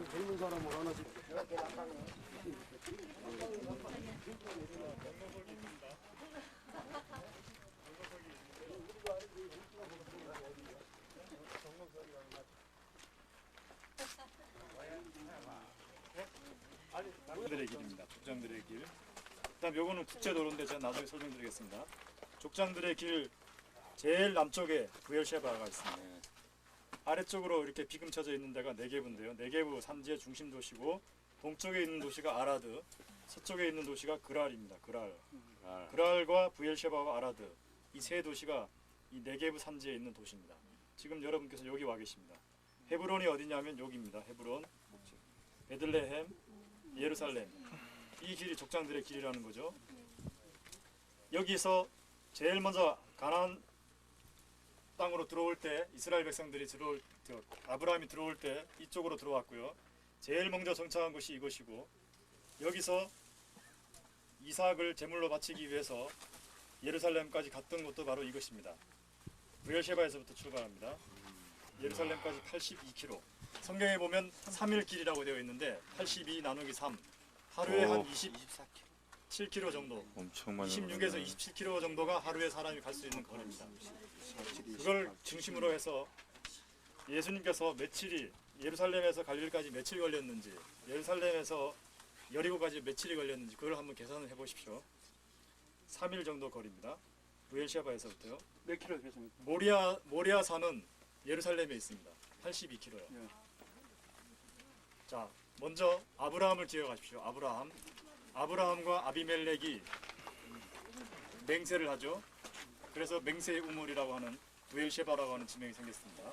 창세기 21장이고요. 창세기 28장에 보면 이삭과 아비멜렉이 또 언약을 맺습니다. 이삭과 아비멜렉. 그 다음에 부엘셰바는 특징이 이거를 보십시오. 이런 제단이 이 부엘셰바에서 발견됐습니다. 이 제단은 자세히 보시면은 철 연장으로 깎은 이런 제단입니다. 여호와께 드리기 위한 제단을 만들 때는 철 연장을 대지 말라고 했습니다. 철 연장을 대지 말라고 했는데 부엘셰바에서 발견된 제단을 보니까 내 기퉁에 뿔이 있는 것은 여호와를 위한 제단과 비슷한데, 구조는 비슷한데 철 연장으로 된 그런 돌을 가지고 이런 단을 만들었습니다. 그래서 이 단은 여호와를 위한 단이 아니고 우상 숭배를 위한 단이었다 하는 것을 알 수 있습니다. 이것이 들어오면서 그 샘플이 하나 있는데 나중에 나가면서 보겠습니다. 그래서 아모스 4장 4절에 보면 부엘셰바에 내려가지 말라 이런 말이 있습니다. 우상 숭배의 본거지이기 때문에 부엘셰바로 내려가지 말라고 했습니다. 출애굽기 20장에 보면 여호와께 드리기 위한 제단을 만들 때는 철기를 대지 말라고 했습니다. 철 연장을 대지 말라고 했습니다. 철 연장을 댄 것과 대지 않은 것, 제가 나중에 그림을 보여드리면서 설명을 하겠습니다.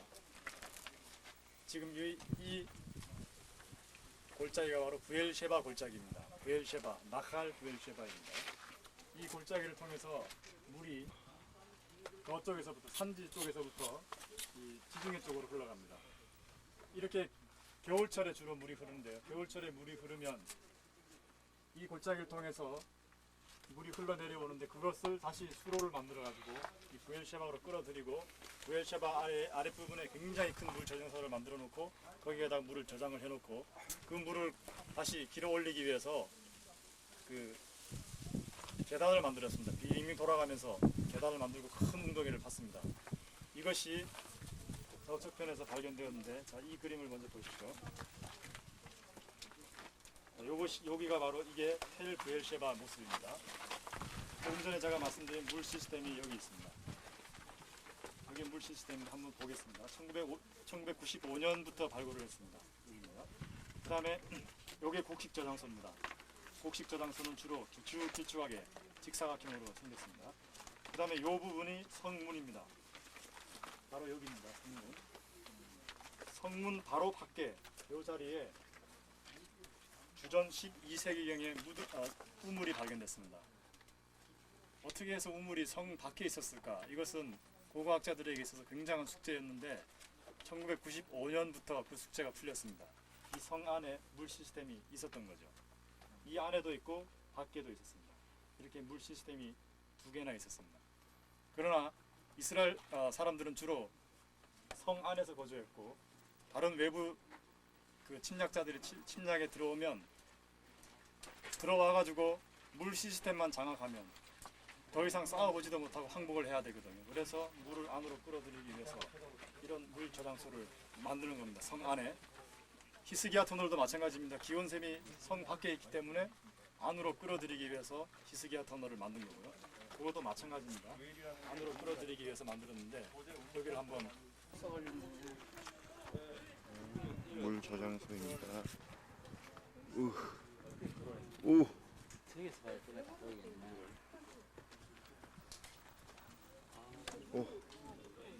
엄청 깊다, 엄청 깊다. 내려가 볼 수는 없습니까? 네, 지금 막아놨네요. 갔다 오세요. 싸움한 것이 지금까지 지금에 이르도록 중동 전쟁을 물 전쟁이라고 표현합니다. 중동 전쟁의 원인이 물이다. 물이 있는 근원지를 놓고 전쟁한 것이 중동 전쟁이다. 이렇게 얘기할 정도로 이스라엘은 물 하면은 굉장히 이스라엘에서는 중요한 것입니다. 물은 이스라엘과 뗄래야 뗄 수 없는 그런 굉장히 중요한 것 중에 하나인데요.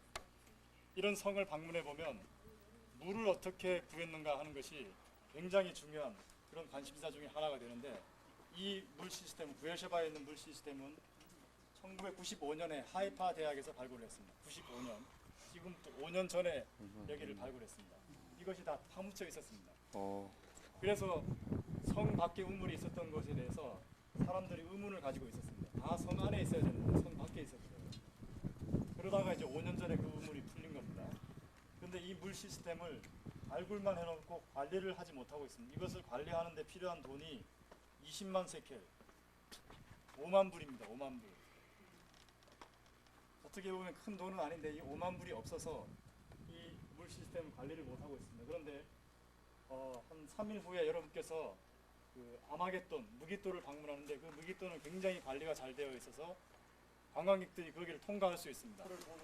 부에샤바의 크기는 6,000평 정도가 된다고 합니다.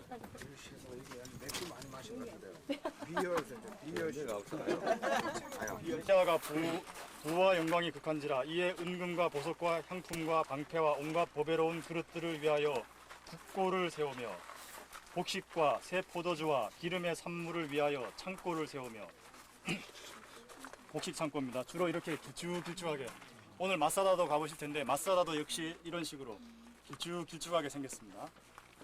주로 여기 기록된 것처럼 새 포도주와 기름의 산물, 주로 올리브 기름입니다.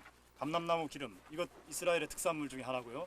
그 다음에 포도주, 이스라엘의 포도주가 얼마나 오래됐냐면 6,000년, 지금부터 6,000년 전에 포도주 병이 발견됐고 그리고 포도주 병은 항상 물에 타서 먹을 수 있도록 그렇게 되어 있습니다. 굉장히 독했다는 거죠. 그 다음에 5,500년 전에 맥주 병이 발견됐습니다. 맥주와 포도주는 굉장히 역사가 오래됩니다. 물이 귀하기 때문에 쉽게 소문이 있습니다. 내문이 있고 외문이 있습니다. 내문과 외문이 있는데 지금 여기가 외문입니다. 여기가 성벽이고요. 저 안이 내문입니다. 성문은 굉장히 중요합니다. 성문. 모든 사람들이 모여서 그 소문이 빠져나가는 것이 성문입니다. 그리고 왕이 앉아서 재판을 하는 것도 성문입니다. 그래서 성문 앞 광장, 사람들이 성문 앞 광장에 모여서 재판을 받기도 하고 여러 사람들이 모여서 그러니까 이제 시장 같은 것도 다 성문에서 이루어집니다. 장도 시장에서 그 성문에서 이루어지고 주로 보십시오. 여기는 주로 외문이죠. 외문에 이렇게 넓은 공터가 있습니다. 이런 곳에 사람들이 모여가지고 그 장도 열고요. 그리고 여러 가지 소문도 이런 데서 나가고 재판도 받고 그렇게 했습니다. 기원전 12세기경의 우물입니다. 끝이 없다. 끝이 없네.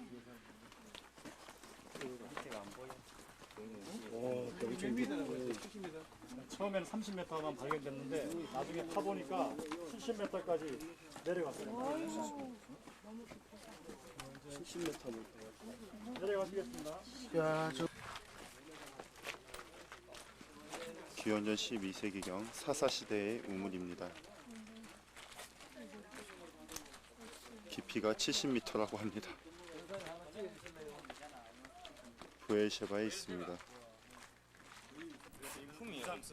우상 재단이었다는 거죠. 진품은 박물관에 있습니다.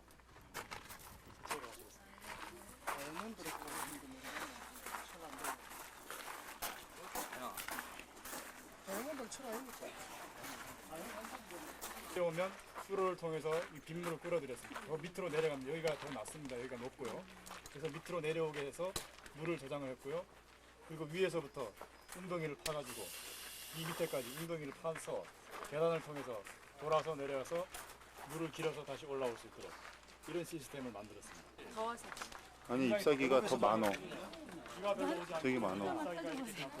시틴나무입니다. 클로저. 잎이 많이 틀립니다. 이 손은 요한이 손입니다. 이 나무는 에쉘 나무입니다.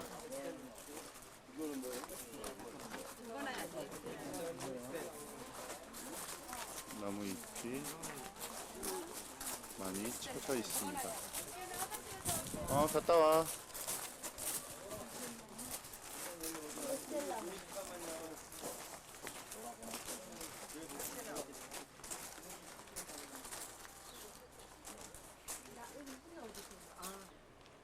여기가 부에샤바 들어가는 입구입니다. 뒤에 보이는 나무는 에쉘 나무입니다.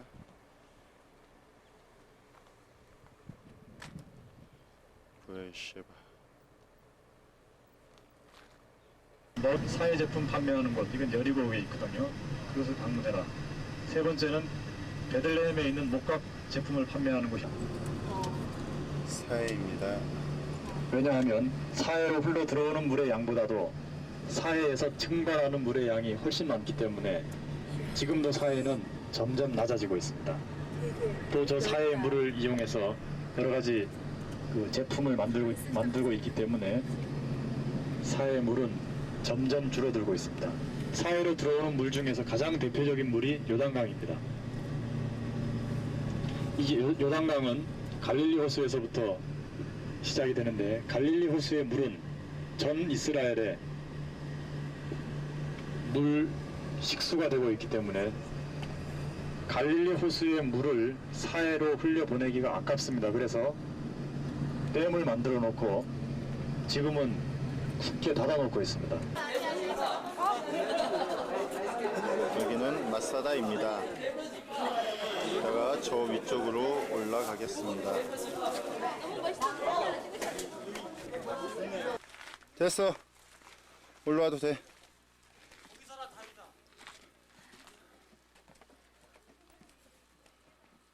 마사다에 올라가고 있는 중입니다. 너무 더워요, 자기야. 자기야, 뭐좀 해보겠어. 지금 온도 40도 정도 됩니다. 가시죠. 계단을 또 올라갑니다. 됐어. 마사다 정상에서 남들 모였습니다. 건너편에는 바로 사이가 보이고요. 사해가 보이고요. 주변에 무너진 성들이 많이 보입니다. 예. 다윗이 왕이 되기 전에 빨리 앉으세요. 사울왕을 도망쳐서 2번이나 왔던 곳이라고 합니다. 또한 헤롯 왕이 자기 식구들을 피신시킨 그런 상기이기도 합니다. 화면 가렸답니다. 주황색이 유대인들이 사는 곳이고 주황색. 그다음에 녹색이 아랍인 지역입니다. 만만치 않네. 자, 좀 넓힙시다. 여기 좀 여기 넓힙시다. 앞에는 안 주세요. 옆으로 넓힙시다. 여기 만만치 쭉 옆으로. 촬영하느라고. 저 때문에 안 보여요? 자, 지금 저 이렇게 앉았는데도 네 안 지역을 보여요. 이스라엘이 1967년에 4지역을 점령했거든요. 4지역. 첫 번째가 골란고원 여기입니다. 갈릴리 동쪽. 시리아입니다. 여기가 시리아로부터 점령했습니다. 여기가 1150평방킬로미터고요. 그 다음에 두 번째가 웨스트뱅크. 굉장히 넓죠. 이거를 요르단으로부터 점령했습니다. 요단강 서안지구라고 합니다. 5900평방킬로미터. 세 번째가 가자지구. 여기입니다. 여기를 이집트로부터 점령했습니다. 여기가 360평방킬로. 그 다음에 네 번째가 시나이 반도. 지금 현재 이스라엘보다 2배나 더 큰 6만 1000평방킬로미터인 시나이 반도를 이집트로부터 점령했습니다. 이 네 군데 중에서 시나이 반도만 이집트에 반환했습니다. 1982년에. 바로 이런 이유 때문에 이집트 가이드들은 불만이 많습니다. 왜 이 시나이 반도를 이집트에 반환해서 시내산을 자기들이 올라가야 되는가? 반환하지 않았으면 우리 이스라엘 가이드들이 올라가야 된다. 이걸 반환했기 때문에 이집트 가이드들이 올라가야 된다는 거죠. 우리 불만은 뭐냐면 시내산 올라간 당일날 이스라엘로 들어옵니다. 그래서 들어올 때 보면 다 인상이 찡그러져 있고 다리를 막 저으면서 그런 부상병들을 이끌고 이스라엘 일정을 시작해야 된다 하는 게 우리 불만입니다. 만약에 이스라엘에서 이 시나이 반도를 차지하고 있었다면 아마 시내산 케이블카를 설치했을 겁니다. 이집트니까 낙타 타고 올라가죠. 둘, 세 개입니다. 요 지역에 사는 사람들을 아랍 사람들을 팔레스타인이라고 합니다. 그 다음에 나머지는 유대인 지역인데 유대인 지역에 녹색이 보이죠. 이 사람들이 바로 본토 아랍인들입니다. 본토 아랍인이고 이 사람들은 이스라엘 시민권이 있습니다. 여기 나사렛이 있고 가나도 있습니다. 이 사람들이 80만 명이라는 겁니다. 80만 명. 그 다음에 이 점령 지역에 사는 아랍인들이 120만 명. 이 사람들이 나라가 없습니다. 그런데 점령 지역 안에 주황색을 보십시오. 얼마나 많은지. 골란고원 안에만 보십시오. 여기에만 2만 명이 살고 있습니다. 유대인들이.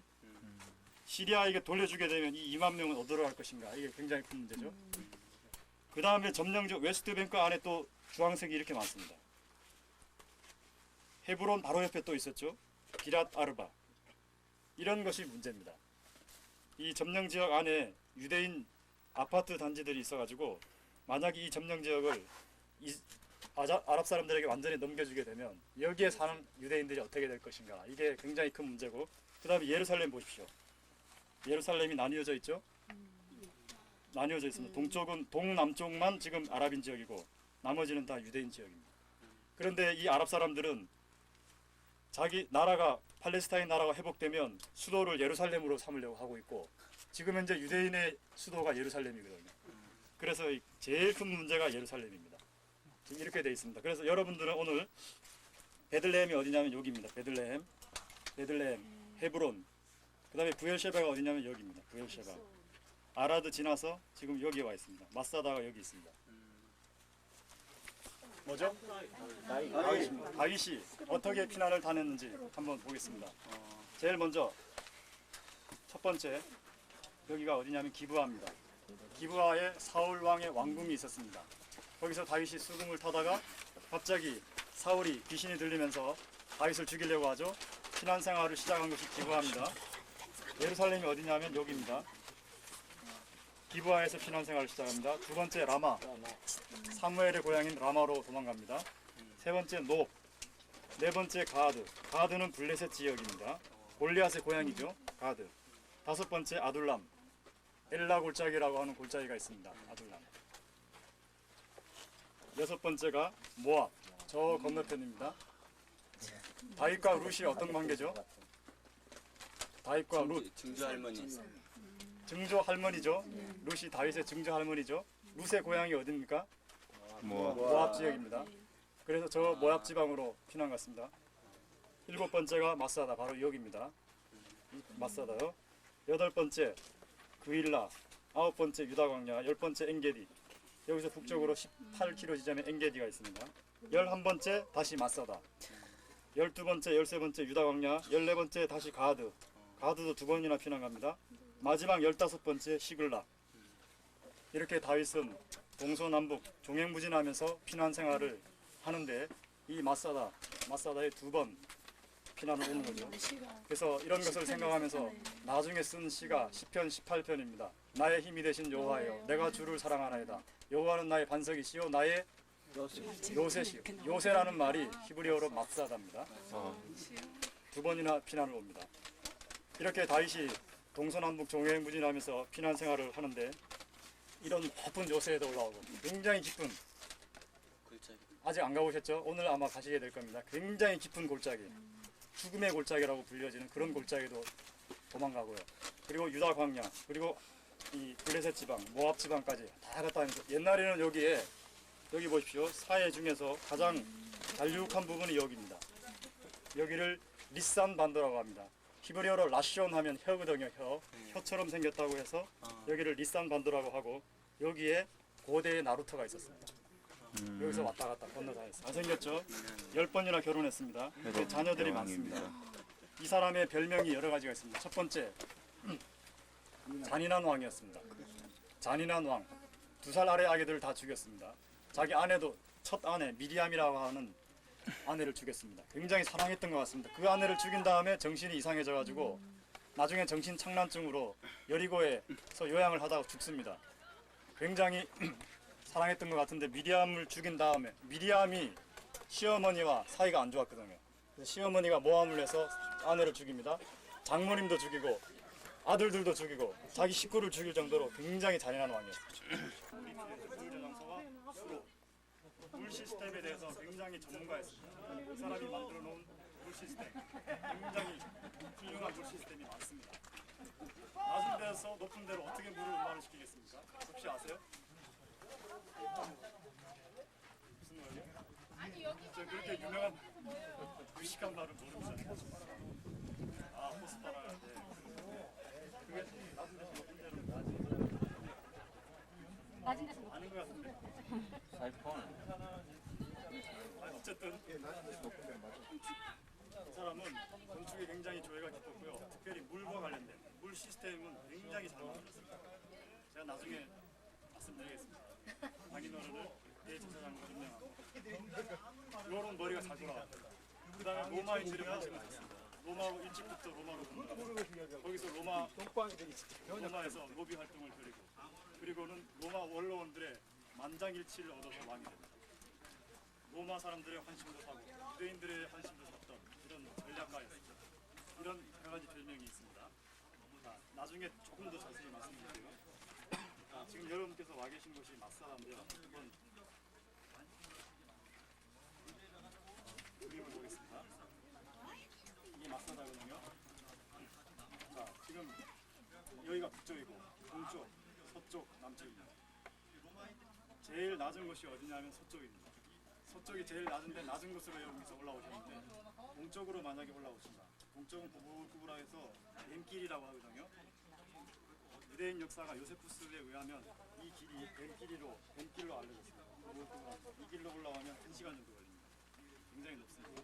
서쪽은 로마인들이 서쪽이 제일 취약지구이기 때문에 서쪽으로 올라오기 위해서 진입로를 쌓았습니다. 그래서 우리가 올라오기 쉬웠습니다. 비교적. 자, 지금 왜 이 마사다에 이런 엄청난 건축을 했느냐 하면 가장 큰 이유가 클레오파트라, 당시 이집트 여왕 클레오파트라와 로마 황제 안토니라고 하는 황제가 서로 사랑을 했었는데 이 로마 황제 안토니가 클레오파트라에게 여리고를 선물로 줍니다. 근데 이 여리고에 헤롯 대왕이 겨울 별장을 짓는데 클레오파트라 땅이었기 때문에 세금을 주고 거기다가 별장을 지었습니다.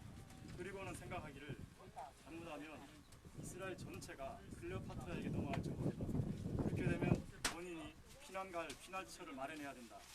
이렇게 생각하고 여기에다가 피난처를 마련합니다. 이것이 제일 근본적인 원인입니다. 클레오파트라의 위협을 피해서 여기에다가 피난처를 만드는데 그래서 이중으로 쭉 돌아가면서 방탄벽을 쌓았습니다. 남북 길이가 600, 공서폭이 300이나 됩니다. 지금 여러분들은 서쪽 끝에 있습니다. 그래서 이 거의 마름모꼴로 되어 있는데 600, 300이나 되는 이 넓은 공터를 이중으로, 이격으로 쭉 돌아가면서 방탄벽을 쌓았습니다. 그 다음에 서쪽에는 궁전, 여기가 궁전입니다. 집무실입니다. 물론 여기도 목욕탕이 있습니다. 그 다음에 북서쪽에는 회당이 있고요. 북쪽에는 곡식창고, 굉장히 많은 곡식창고가 있습니다. 그 다음에 공중 목욕탕, 그 다음에 3층으로 된 별장, 무료함을 달래기 위해서 피난 왔을 때 무료한 것을 달래기 위해서 절벽 끝에다가 3층으로 1층, 지하 1층, 지하 2층, 저 밑에까지 3층으로 이렇게 별장을 지었습니다. 물이 굉장한 속도로 쉽게 내려오기 때문에 밑에다가 집을 지으면 굉장히 위험합니다. 그래서 성경에도 보면 산 위에 있는 동네가 숨기지 못할 것이요. 산 위에, 지금도 산 위에다가 집을 짓습니다. 전부 다 돌산입니다. 마사다도 역시 돌산이기 때문에 여기서 돌을 다 파내가지고 건축을 다 했습니다.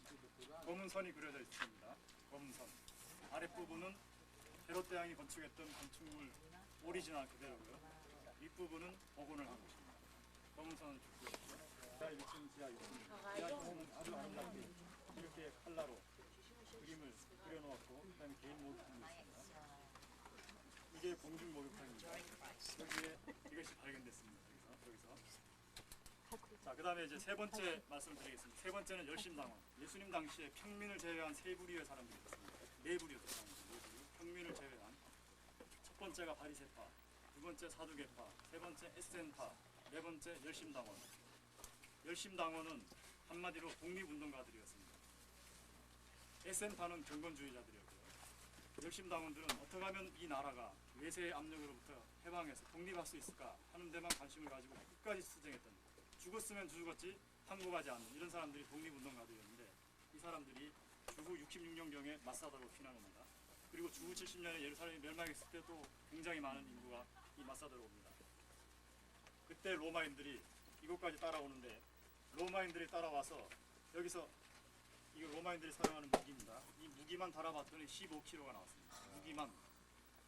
이 사람들이 마사다가 중요했긴 중요했단 모양입니다. 여기까지 따라왔습니다. 그런데 보시는 바와 같이 천년 요새죠. 정복할 수가 없습니다. 그래서 3년간 버팁니다. 3년간. 어떻게 해서 3년 할 수도 있습니다. 이렇게 돌을 쏘아 올리고 불 붙여가지고 화살을 쏘고 이렇게 공격을 해서 결국은 주후 73년 봄에 열심당원들이 마사다에서 이제 로마인들에 의해서 멸망을 하는데 멸망하기 바로 전에 요세푸스라고 하는 역사가에 의하면 먼저 이 마사다로 피난왔던 사람의 수가 967명이고 멸망당하기 전날 밤 엘리에젤 벤 야일이라고 하는 지도자가 연설을 하고 우리는 지금까지 자유인이 되기 위해서 싸웠다. 그래서 자유인이 되기 위해서 싸웠기 때문에 불명예스러운 삶보다는 명예스러운 죽음을 택하자. 그래서 자살을 하는데 가장이 가족들을 다 죽이고 그리고 10명을 추첨해서 10명이 나머지 다 죽이고 10명 중에서 1명을 추첨해서 1명이 9명을 죽이고 본인도 자결했다. 그래서 로마인들이 올라와서 보니까 서쪽으로 올라왔죠. 올라와서 보니까 960명은 쓰러져 있고 7명만 남아 있었다. 어린이 5명, 아주머니 1분, 할머니 1분. 이렇게 7명이 무서워서 숨어 있었다. 이렇게 요세푸스라고 하는 역사가는 그 당시 상황을 증언하고 있는데 아예 오점을 남기게 되니까 그런 얘기를 안 하려고 하는데 양심적인 역사가들은 그렇게 얘기합니다. 어쨌든 960명이 피난왔는지 90명이 왔는지 10명이 왔는지 모릅니다. 그런데 분명한 것은 피난을 왔다고 하는 사실이고요. 그 다음에 두 번째, 자살했느냐 안 했느냐 모릅니다. 있었는데 굉장히 많이 파괴되고 저 밑에 지금 일부분만 남아있습니다. 로마인들이 쌓았던 진입로입니다. 여기를 쭉 돌아가면서 저기 선이 보이죠? 선. 저 선이 바로 돌아가면서 쌓았던 그 포위벽입니다. 포위벽. 저기 날라왔다고요? 포환 기계로 던진 돌덩이들입니다. 하나의 크기가 굉장히 큽니다. 세가 얼마죠? 마사다의 가로가 300, 이중벽입니다. 세로가 600이니까요. 둘레. 안쪽 벽, 바깥 벽. 2km네요. 가장 오래된 회당입니다.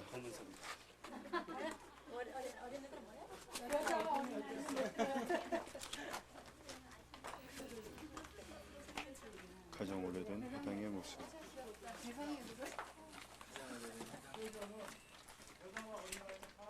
여기 검은 선 밑이 진짜 오리지널 옛날 그대로의 회당입니다. 이 위는 새로 지은 거라고 합니다. 배당이래. 여자는 못 들어온대. 나는 여자가 아니다. 유대견이다 그렇다고. 카메라. 아 진짜. 여기 앉아봐서 찍어줄게. 네, 저쪽에 사회가 보입니다. 여기는 마제다 정상입니다. 누르셨죠? 파란데 화면을 담을 수가 없네요. 40도입니다. 저 케이블카를 타고 내려갑니다. 사이로 내려왔습니다. 풍남 쪽으로 갔다가 여리고 사회재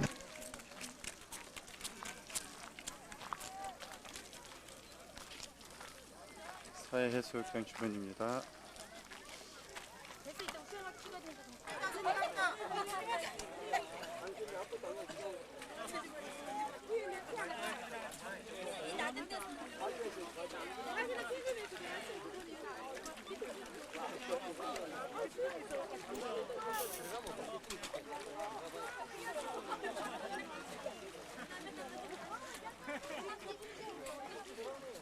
지금 시간 얼마쯤 되지 않습니까? 잘 모르겠어요. 시계가 없어서. 이 시간이 20분. 4시요? 예. 자기 손 흔들어봐. 성수가. 자기야, 뒤로 누워. 오성수, 뒤로 누워.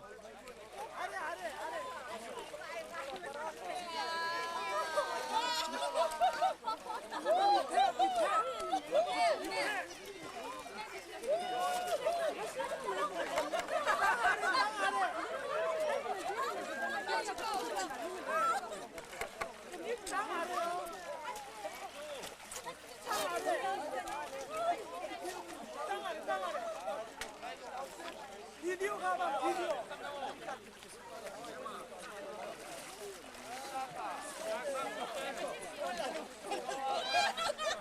얼른 가가.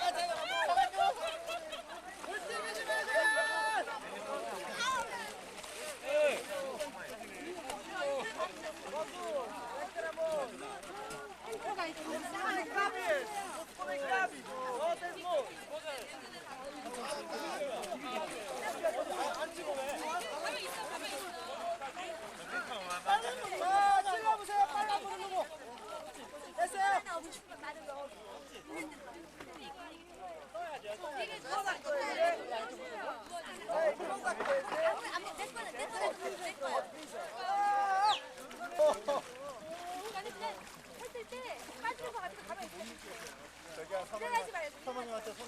여길 보세요.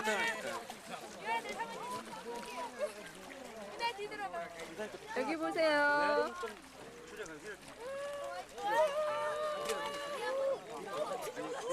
장 목사님! 제거 카메라 아직 어디 갔나 모르겠네. 우와 진짜 신기하다. 여기 있다. 거기요. 저기 전도사님한테 저 한번 찍어달라고 좀 해주세요. 여보세요. 저기요. 네, 저기 갈게요.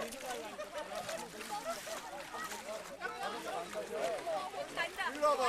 아니 안 돼. 그냥 서 있는 거야 지금. 했어. 나 들어가고 싶어 지금. 자 여기 봐. 완투. 완투 셋. 아니 안 돼. 들어가고 싶어. 들어가고 싶어. 유라씨 발 닦고 싶어 닦고 싶어. 여기 또 삼촌. 어머니. 여기 봐. 어머니.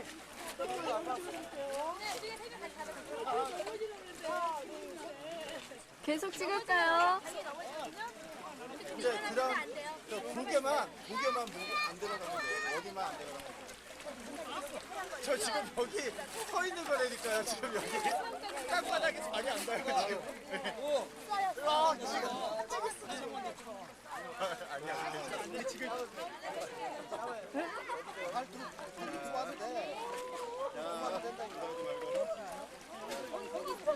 대장에서 괜찮아 일단 다 잡아줄게. 할만하면서. 동침을 한다. 사울이 잠을 자러 들어갔는지 용변을 보러 들어갔는지 동침을 하러 들어갔는지 문맥을 보시고 판단하십시오. 그때 다윗이 옷자락을 가마로 여행을 예루살렘에서 시작했는데 그 기드론 골짜기 예루살렘 동편에요. 거기서부터 새벽 6시에 출발했는데 이곳에 오니까 저녁 8시였습니다. 14시간이 걸립니다. 14시간. 예루살렘에서부터 출발하는 골짜기. 성경에는 기드론 시내라고 되어 있지만 시내가 아니죠.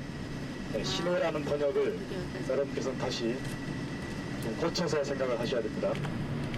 와디라고 하면 비가 오는 계절에만 물이 흐르는 계절천을 아랍어로 와디라고 하고요. 히브리어로 나할이라고 합니다. 그 다음에 이스라엘에서 강이라고 하면 히브리어로 강하면 나하르인데요. 나하르. 강은 한국에서 생각하는 강의 개념과는 또 다릅니다. 하여간 1년 사시사철 물이 끊어지지 않고 흐르면 뭐야 이게? 그것을 강이라고 합니다. 무슨 뜻이야? 요단강이 얼마나 큰 강인지 내일 못 보시는 거죠? 내일 보겠습니다. 움직이는데 걔도?